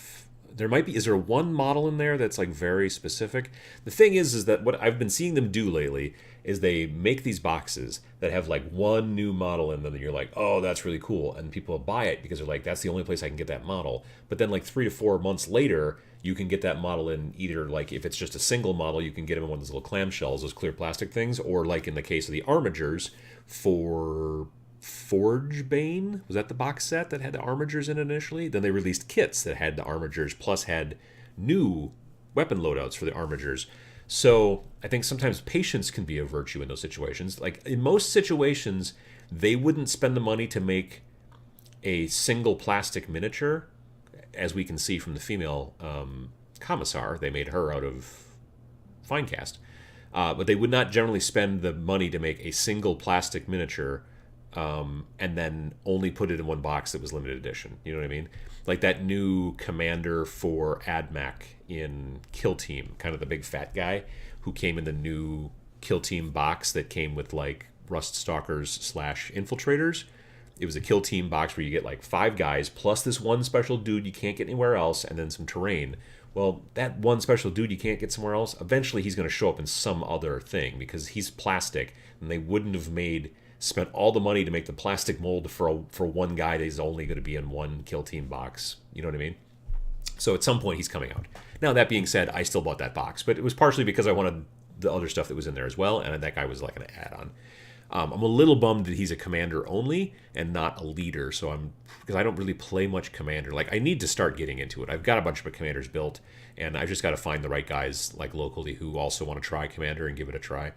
I do want to try like one humongous commander, like a 198 point like level 4 Broodlord versus an entire separate army and see how that works out. You know what I mean? Like you've got 200 points full of all kinds of like guard, and then basically one model on the other side because the commander has got so many points. I'd like to give that a try and see how that works out. Maybe with my friend Ben. He might be down for that.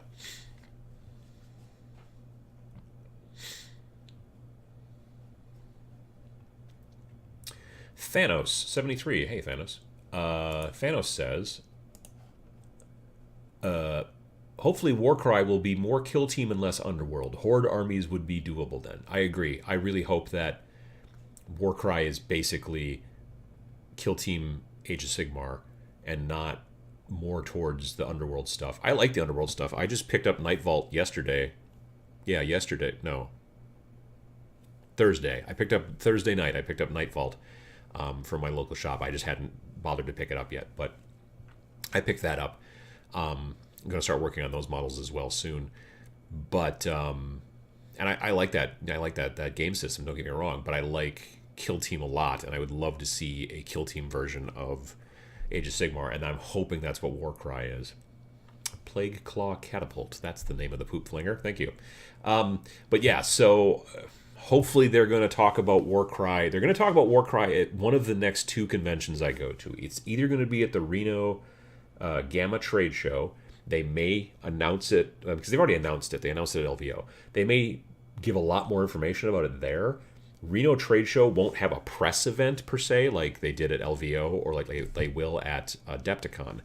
But last year they showed off for the first time when I was in Reno. They showed off whatever the last 2. There was Magor's Fiends for Shadespire and the second group of Stormcast. I can't remember what the heck they were called. Farstriders, something like that. Those they actually showed those off in a case, and you could see them there at Reno, and that was kind of the first place that they've been sort of dropped per se. But Reno is a trade show, and it's not there's not a big press event that goes on there like they do at the other conventions. So if they don't talk about it there and explain what it is and then put it up on Warhammer Community and all that jazz, they most likely will definitely talk more about it at Adepticon, because they're going to have the big press event at Adepticon. So we'll see how that works out. Yeah, so I'm looking forward to that. I'm really looking forward to hear what Warcry is, and I hope I'm not bummed out. Let me see here. What else have we got? People talking about some stuff to play at TMX, Song of Blazing Heroes. Always a good game. I'll have to bring my... I'll have to see about bringing the Song of Blades and Heroes setup that I usually do at conventions. All my skeletons. Purge of Skeleton Keep, I think is what I call it. But yeah.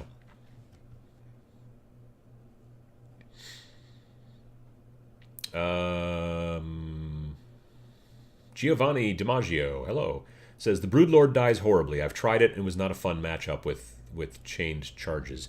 Yeah, that's the thing is when I first started seeing those points levels, I'm like, why the heck would you make it so that one model takes up your entire 200-point kill team army with a commander? Because if you go up against just Weight of Fire, I would think would take it down. And yeah, it does seem odd to me, but it would be, I guess maybe if you were going to play where it was going to be one big guy versus one big guy. But if you're going to play Imperial Guard, there is no big guy. The most expensive commander I think you can get is maybe the Lord Commissar 4th level, and I think he's still only 65 points or something goofy like that. So I wanted to give it a try to check it out at some point, but I don't have my Broodlord built yet. So yeah, it's interesting. I don't know.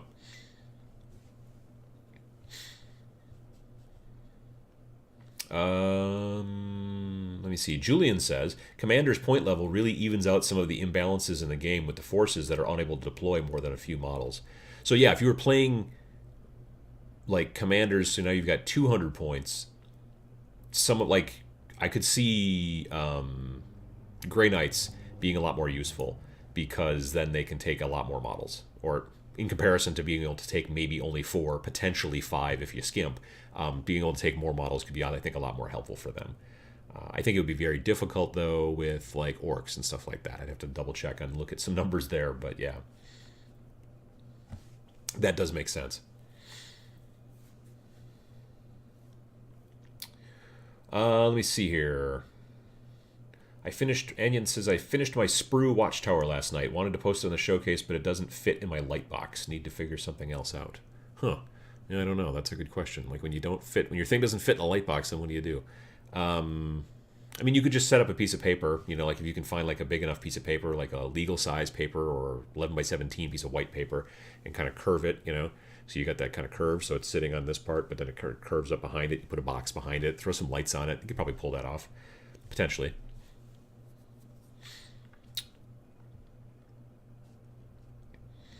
Emily asks, how does the Adepticon press event work? Is it first come, first serve, or do you get tickets? I think there's tickets.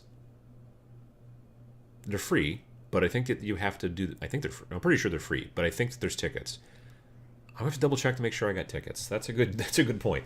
But it's on... Yeah, it's when you sign up for the badge and all that stuff and everything like that. I'm pretty sure it's there's like 400 seats or something like that. But I think that there's tickets, and I should probably remember to check and see if I got tickets.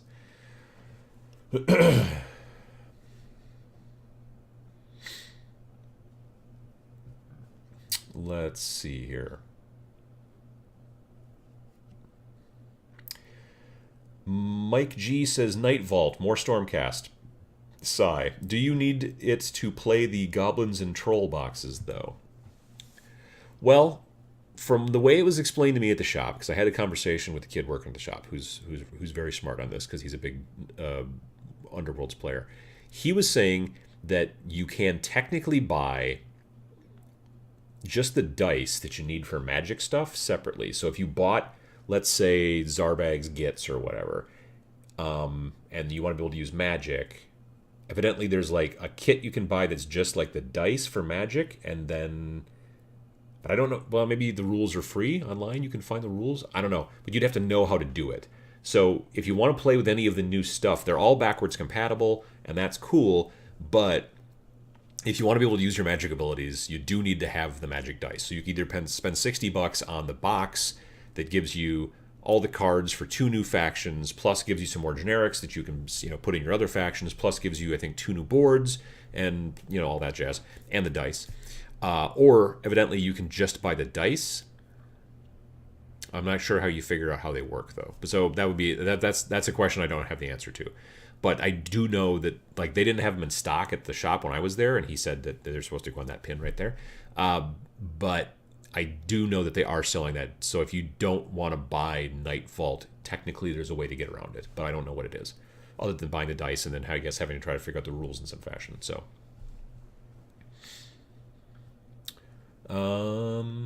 I know the ghost folks, the spooky folks that are in that box, though, are pretty cool. Very delicate, very, very delicate, but very cool. So, if you like some, maybe you got a friend who really wants to pick up on those extra Stormcast, but you get those cool spooky people in there, so that's pretty cool. Paul Noxie says, I've done a Broodlord 196 points versus Watchmaster 190 points game. That was cool. Yeah, that'd be kind of interesting to try out. I could see that.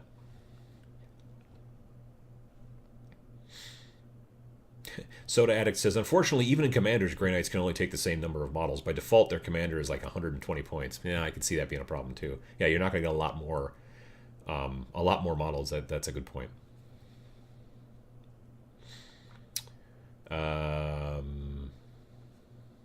Giovanni says, yeah, the Grey Knights still have a points problem. They're very expensive commanders. Yeah, I can see that. That's definitely the case. Yep, people saying you could buy the magic dice. Yeah. Useful G says, delicate but cool. That's me. Oh, me as well. Thanos says, March 1st, Nova Open tickets go on sale. I'm going for the first time. When you sign up, do you then sign up for seminars and tournaments then? If so, is there an extra cost to them? I believe you do try to sign up for the events you want to be in. I will be teaching 3 different seminars at Nova Open this year. I'll be teaching one that's about YouTube, and it'll be kind of a squish together of the normally 2 YouTube classes that I do, where one talks about the technical stuff and one talks about more marketing and branding and whatnot. I'm squishing that together into one for Nova, and I'm teaching 2 different. I mean, it's the same class, but I'm teaching it 2 different times. Basically about how to get started in painting. The folks from Nova said, hey, would you be interested in teaching a class about because the thing is that I don't know that class would do super well at Adepticon, because a lot of people that come at Adepticon know their paint stuff relatively well, especially if they're being in the big tournaments, or else they're paying somebody to do it or whatever, because the big tournaments have good, paint score is important. At Nova, evidently, paint score can win you a paint prize, but has nothing to do with the rest of your scores. So, paint's never been, the way that she explained it to me, the woman from Nova, she's like, paint's never been a big deal, but there's still plenty of people who would like to have stuff at least look tabletop good. So she's like, I think that you teaching some classes on how to, on quick, corner cutting ways to paint tabletop good could be useful. So that's what I'll be doing at Nova this year. That all being said, So yeah, you would generally buy the stuff, I think, at that time. I don't know, frankly, like, because I've never bought, like, when the only time I've been to Nova was last year, and I just walked in and they gave me a wristband, and so I wasn't signed up for events and stuff. So I don't exactly know how that works, but generally, and I do think there's usually a cost. So, but it's all for charity. And if you go upstairs and you get drunk in the on the top floor of the building, that's all for charity too. You can ask Emily and me and Sam and a lot of other people. So yeah, they got that going on. But yeah, it does open on March 1st, and I've got to get back to them. They need a picture of me for the website or something, so I've got to do that too. Excuse me. Let me see. What else have we got here? So that was the thing about the Nova Open. I'm looking forward to the Nova Open. I really liked that convention. That was a really fun time last year. I'm looking forward to most... Yeah, I mean, I'm going to be doing a lot of travel this year, but I'm looking forward to doing it. You know, I enjoy going and seeing people and talking to people and all that kind of stuff, and seeing new stuff. So yeah, like I said, I'm going to the Reno Gamma Trade Show, beginning of March. Then end of March, I'm going to Adepticon. And then the weekend after that, I'm going to Austin for Nova, or the Fnord Con. And then I think the rest of April, I'm not doing anything travel-wise, which is good. May, I'm not doing much travel. I think I'm going to Madison, Wisconsin, like one day, which is just there and back, for a trade show. And then June is crazy busy. TMX, Origins, and then hopefully being able to go to the mini wargaming thing. And then July is mostly empty, thankfully. And then August is the very beginning of the month is Adepticon, and the very end of the month is Nova Open. That's, I think, as far as I've got right now of things signed up to do. So that's kind of where that's at. Mr. Mendeleev, how you doing? Kelly asks, Adam, are there any rule similarities between Blitz Bowl and Blood Bowl? I mean, there's some. Blitz Bowl is basically a simplified version to some degree, but I guess I don't have a good list of like, well, this is different than this and whatever, because I haven't played Blood Bowl in a really long time, and my memory is lousy. So yeah, Blitz Bowl is definitely designed to be kind of like a simpler, easier version of kind of getting you into Blood Bowl, but you don't have to go into Blood Bowl if you don't want to. Blood Bowl is a good deal more detailed to some fashion. You know, there's a lot more crunchiness, for lack of a better term, as far as that's concerned, as the rules are going. VJ Morph says that it is there are, but to be honest, it can be confusing. Best to put Blood Bowl out of your mind.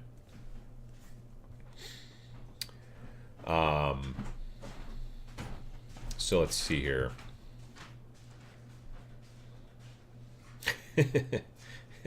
Emily talking about Nova Open and how Vince was surprised that she made the 8 o'clock class or 8:30 class or whatever the next day after. Yeah, it was.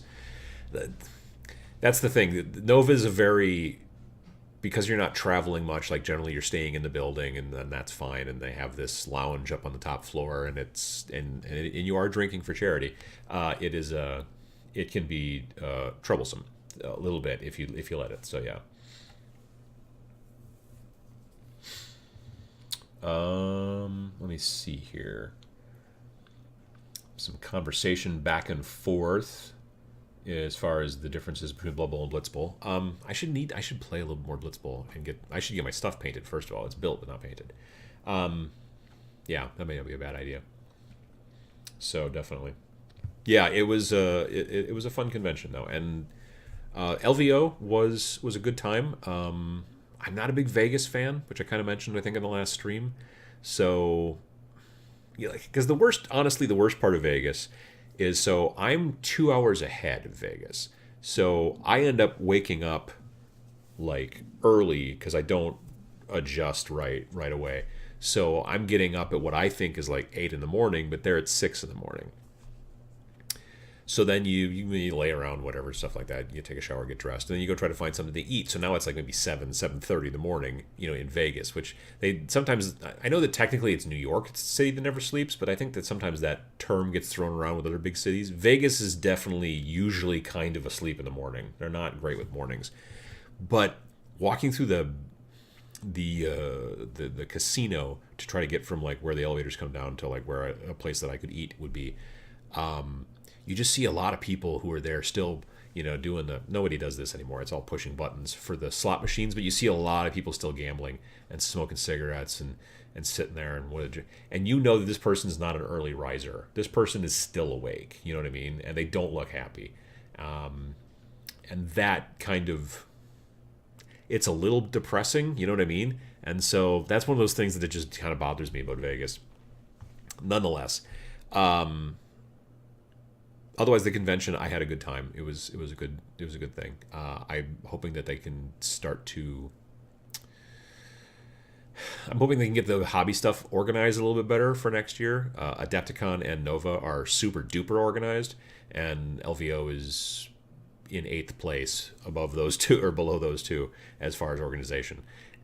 For at least hobby stuff. The stuff for tournaments seems to be fine, but I'm not playing in the tournament, so I don't know, if that's a problem or not. But with the hobby stuff, like I wasn't sure until, I don't know, 4 or 5 hours before my first seminar where my seminar was, and I think that was kind of seat of the pants on the fly decisions, and so that kind of makes it difficult to get people to come to your event. So your seminar. So yeah, hopefully they'll kind of dial that stuff in a little bit better for next year. But otherwise, it's a cool convention. If you can get past the Vegas stuff. Also, if you can get past the trying to get out of the Midwest stuff. That's the big problem, I think, too, with, like I said at the beginning of the show, trying to get to conventions in February when you live in the Midwest. Like, I was kind of thinking about going to a convention about an hour's drive away after I got done with the show, but it's been weird outside, sleeting, icy, weird, and so I don't particularly want to drive for an hour and then have to come back later at night once it's gotten colder and icier, so I'm probably not going to go and do that. Sam wasn't able to make it to Nova because his flight got canceled, and then the next flight got canceled, and then it was just finally he kind of gave up. Getting out of the Midwest during that ice storm was not easy. I just made it out, so. What else have we got? Let's see here. Vegas is a pit, but I love Denny's. Well, there you go. That's fine.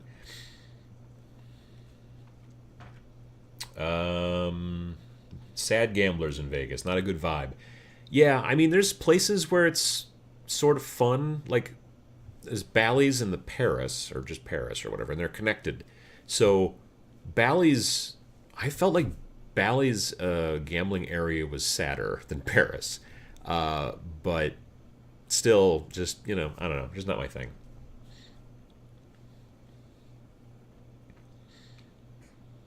People talking about chicken and waffles, getting how VJ Morph needs to get ready for Chicago because there's a lot of good food. Especially if you like, I don't know, if you like deep pizza, like really thick, super crazy thick pizza, they're really good for it there. Also, I really like Chicago hot dogs generally. Torch asks, do they have great deep dish pizza in Oshkosh? Close enough to Chicago for that. Nothing Chicago style. We've got some places here that do pretty good pizza, but I would not say anything with the really super crazy deep, where it's basically like kind of like lasagna on top of a crust. We don't have anything quite like that here, so that's fun. Here it is cheese curds. Cheese curds are a big thing. We do very well with that. Friday fish fry, if you can pull that off, depending on when you're here. We were at a lovely place last night, kind of an old school sort of supper club kind of place last night for dinner.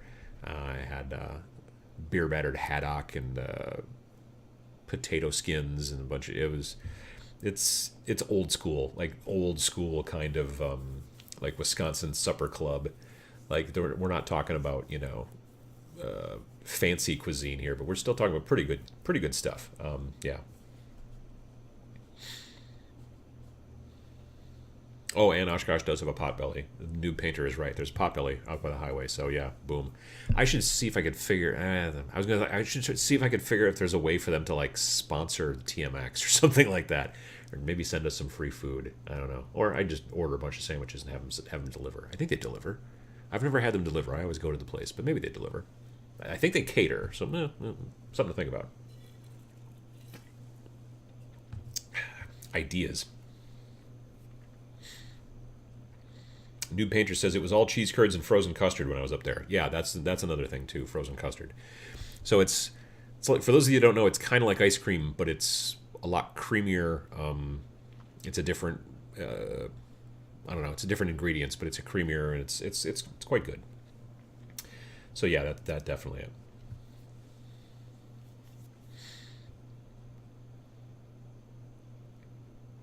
Oh, Kelly says, I'm moving to Atlanta in July. Too cold here. My home store will be Gigabytes. I have lived there before. Gigabytes is, I would like to visit someday. Gigabytes, I think. I've been on their live show now twice. I was actually on their live show on Thursday. It reminds me, I got to post that. I'll post it on Facebook and maybe Discord as well after the show. But yeah, I just did a live show with John on Thursday for Gigabytes. Yeah, they're a very good store. And John, who is their media guy, John Caspian, he's a super nice guy. I had dinner with him at... Gosh, actually, I had dinner with him at Gen Con and at Origins. Origins, we went to a place called Flatiron, and I had a lovely steak. And then at Gen Con, we went to some Asian place and had sushi and stuff. It was quite good, too. So, yeah. But yeah, super nice guy, and I'm glad that, I mean, it's like a 9,000 square foot store. They do live streams nearly every day from there and stuff, and it's a lot of miniatures, very miniatures based. It's a very good store. So yeah, if I ever make it down to I've been to the Atlanta airport, but I've never actually left that airport, so I don't know anything about what's going on out there. I would think it's really hot though in the summer. I don't know that I want to go there in the summer because it would be crazy, crazy hot.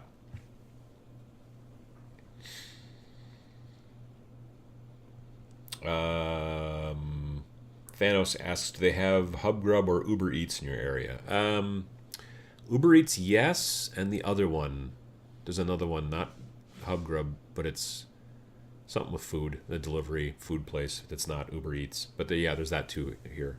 They have like special lights on their cars, like a thing on the top of the car. It's not Uber Eats, it's something else. Anyway, yeah, so there's that. Useful G says everyone has been at the Delta Hub. Yeah, and I didn't like it, honestly. One of the worst flights I think I've ever had, or flight experiences I had, was coming back from Columbus and having to fly from Columbus to Atlanta, which is in the southern part of the entire country, just so I could fly back to Milwaukee or Green Bay or someplace up in Wisconsin. And so that was weird, and then the flight was delayed, and it was just, I did not like the Arizona or the Atlanta airport. If any of you happen to live at the Atlanta airport, I apologize, but I did not enjoy it.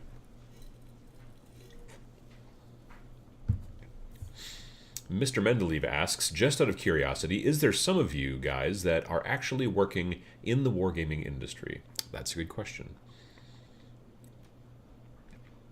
I don't know anybody that's mentioned it necessarily. Someone in the comments just recently mentioned that they were in games development, but I got the feeling they were talking about video games. They were talking about something. They were responding to something I had said in a video, but I got the idea that they meant video games and not tabletop games. Moderator Matt is, his side business. He and his business partner Anton make Rec Age, so there's that. I technically used to have a small little hobby press game company. Me and my friend Peter made games for a number of years under the term Snarling Badger Games, which I don't know why the hell I could have forgotten that. But yeah, we actually just dissolved the country. We just dissolved the company, the partnership, this year. So we started that thing in 1992, and we produced games later. They were kind of board game-ish, but one of them was a card game. One of them was kind of a gateway game back before I knew what a gateway game was. And then we developed another game which we never quite launched, and then there was a bunch of stuff. But yeah, we did. If you look up Snarling Badger Games on like Board Game Geek, you can see the stuff that we did on there or whatever, like that kind of thing. But yeah, we hadn't designed or published or anything for quite some time. So I think that RPGnow.com probably still has two of our products for sale on there in PDF format. There was a game called Zombie Rally, which was the card game, and then the other game was called Metal Crushers, Crusher with a K. Those are our two games that we developed and produced, and they were PDF games. Like when we first launched them, they were both physical products, but we also made a PDF version, and then we ran onto the physical products because we sold through, and then we just had the PDF version. So that doesn't exactly count as being in the games industry, in my opinion, but because it was again like a hobby. Like we never sold nearly as much as Matt and Anton did have with Wreckage. So that's where that's at. But I think like you can't get it through our website anymore, but you can still, I think, maybe get the games through,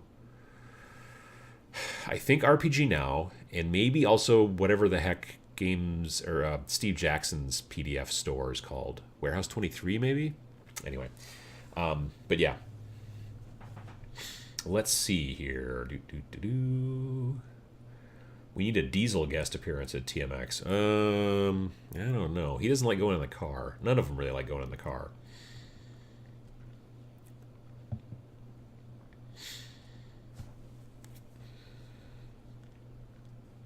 Paul says that his friend Andy runs a Games Workshop, but he's only just staff member. He asks me to explain / demo kill teams sometimes, or just to come in and get people playing it. That's cool.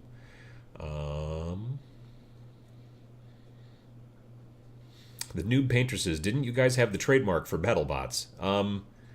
Technically, yes. Well, so the first game that we produced was a game called BattleBots. We released it in 92 or 93.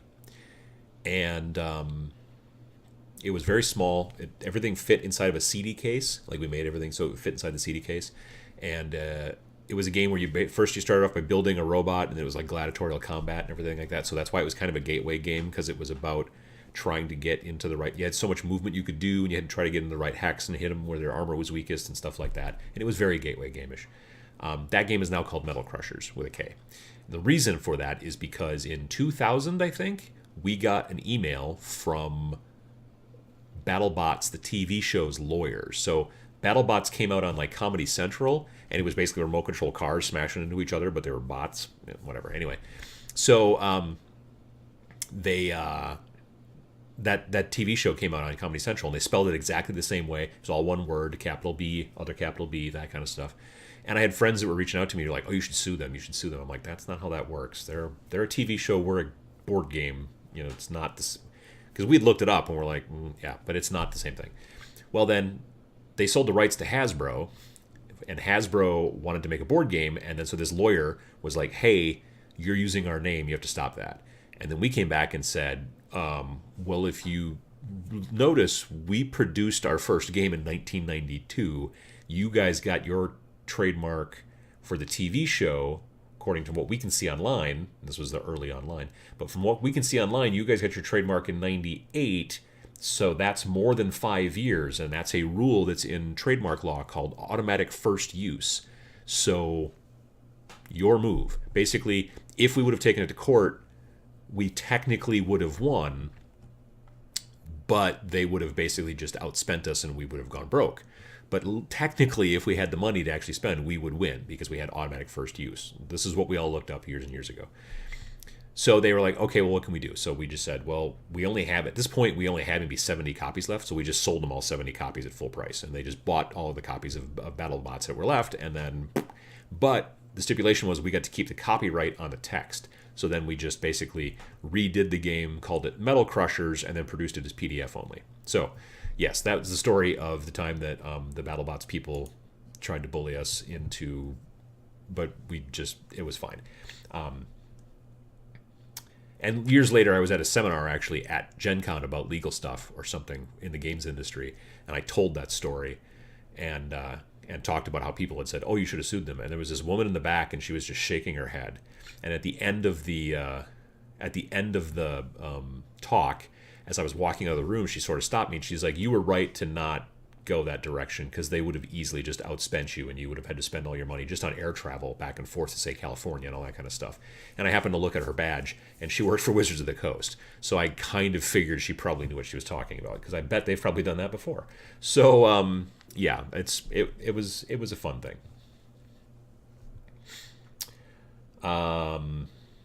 Anyway, that's my only real access to that kind of stuff. Mr. Mendeleev says, I try to create a small wargaming business, but I just find out how toxic French wargaming scene is, so I try to start with new roots. Yeah, I mean, that's the thing. I can definitely see these things. There can be a good deal of toxicity, if that's a real word, I think it is, in wargaming. And so I don't know about French wargaming in comparison to the United States, comparison to the UK or whatever, but I can see there being trouble. I see a lot of people reach out to me and are like, "Oh, hey, we're making this new war game and we're doing all this kind of stuff." And I honestly believe that if you want to make a new war game, I don't know. I honestly believe make one that uses other people's models. Like make like Song of Blades and Heroes. Like you can use whatever the heck models you want. Like if you want to sit down and make a whole line of models, it takes so much longer and so much more money.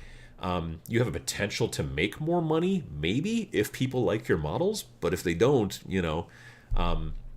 so yeah, when people ask me about that kind of stuff, I always usually just say, make yourself a rule set that is model agnostic, and then people can use whatever models they want. You're not going to make a ton of money on it, but I think it's very difficult at this point, as you can just see from looking at the industry. It's very difficult to get into the wargaming industry and make it your day job.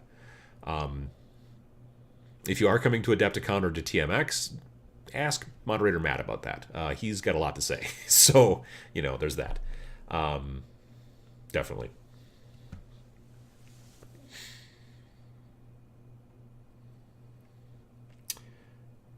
Emily says, I checked the Adepticon event for the press thing. It is sold out but free, and it is during the time that I have a class with Devonian, so I'll have to catch the gossip after. Honestly, minutes after the thing gets done, all that information goes up on the Warhammer community website, so it's not...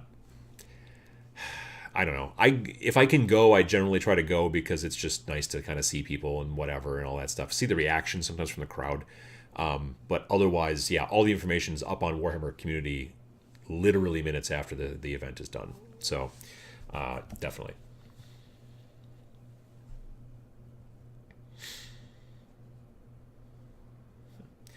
Mr. Mendeleev says, every time you try to create something cool, there's a bunch of business guys that just try to ruin everything. Sometimes, I mean, if we had come up with a different name off the bat and they had come up with a different name, then there wouldn't have been an issue. It's just that happens that they thought, without doing much research, that we had taken their name. If they would have done the research, they would have realized that we had been selling that game since 1992, but they didn't take time to do the research. So they just thought that we had stolen their name because they were big, and it turns out we had just come up with a name, and then they came up with a name. Because I don't think they stole our name. I get the feeling that it's not a very weird name. One of the reasons we came up with the name Metal Crushers for the game afterwards, with a K in it, is because we didn't think anyone would steal that name. Like, no one would, accidentally come up with that word. I think that's a big deal these days, too, is, if you come up with an idea for a new YouTube channel or whatever, I think it's a super important idea to think about it from the aspect of, yeah, but is that a name? First of all, look up to see if other people have already found that name or been using that name. Secondly, think about, will somebody else just stumble across and use this name because it's, a really good idea, or should I try to tweak it to make it a little bit more unique? It's something to think about.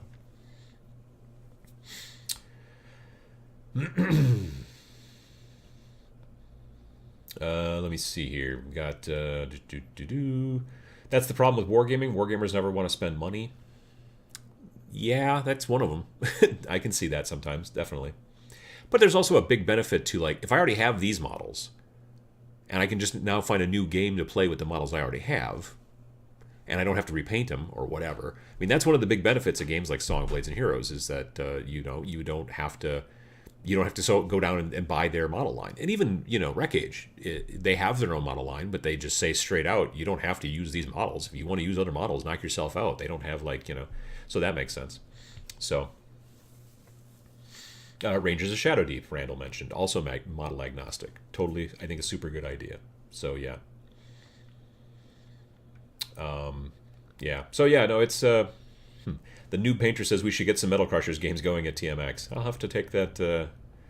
Oh, well, I don't say that. I'm sure Peter. So my friend Peter, he runs the Silent Death, which is the spaceship combat game at the last two TMXs. That's the partner that we used to have the game company together. So I wonder if he's still got because we used to have a version that we would take to conventions, and I wonder if he's still got that. We'll have to take a look. Maybe, because that would be kind of fun, is to play a little bit of Metal Crushers at TMX. I'll have to think about that and talk to him. Actually, I think I'll see him next weekend. All right, well, it's about 2 o'clock, and I am hungry as can be. My stomach has been grumbling. I don't know if you've been able to pick it up, but it's been grumbling. So I'm going to go eat some lunch and then go and clean up some stuff in the basement and do all those other things, and check the Adepticon site and all that. But yeah, again, thanks to everybody for doing this. Oh, I'm going to take a look at trying to fix the Discord so that we can have a second channel just about TMX. I'll see if I can pull that off. But thanks for everybody for coming and hanging out in the show and everything like that. And I hope you guys are enjoying the Discord and just all that kind of stuff. And I appreciate the support from everybody. And we'll see you all in a month back here again. But otherwise, every other Sunday show, not this week, but next week. So you can hopefully we'll be able to see you there as well. But that's pretty much it for today. Thanks a lot.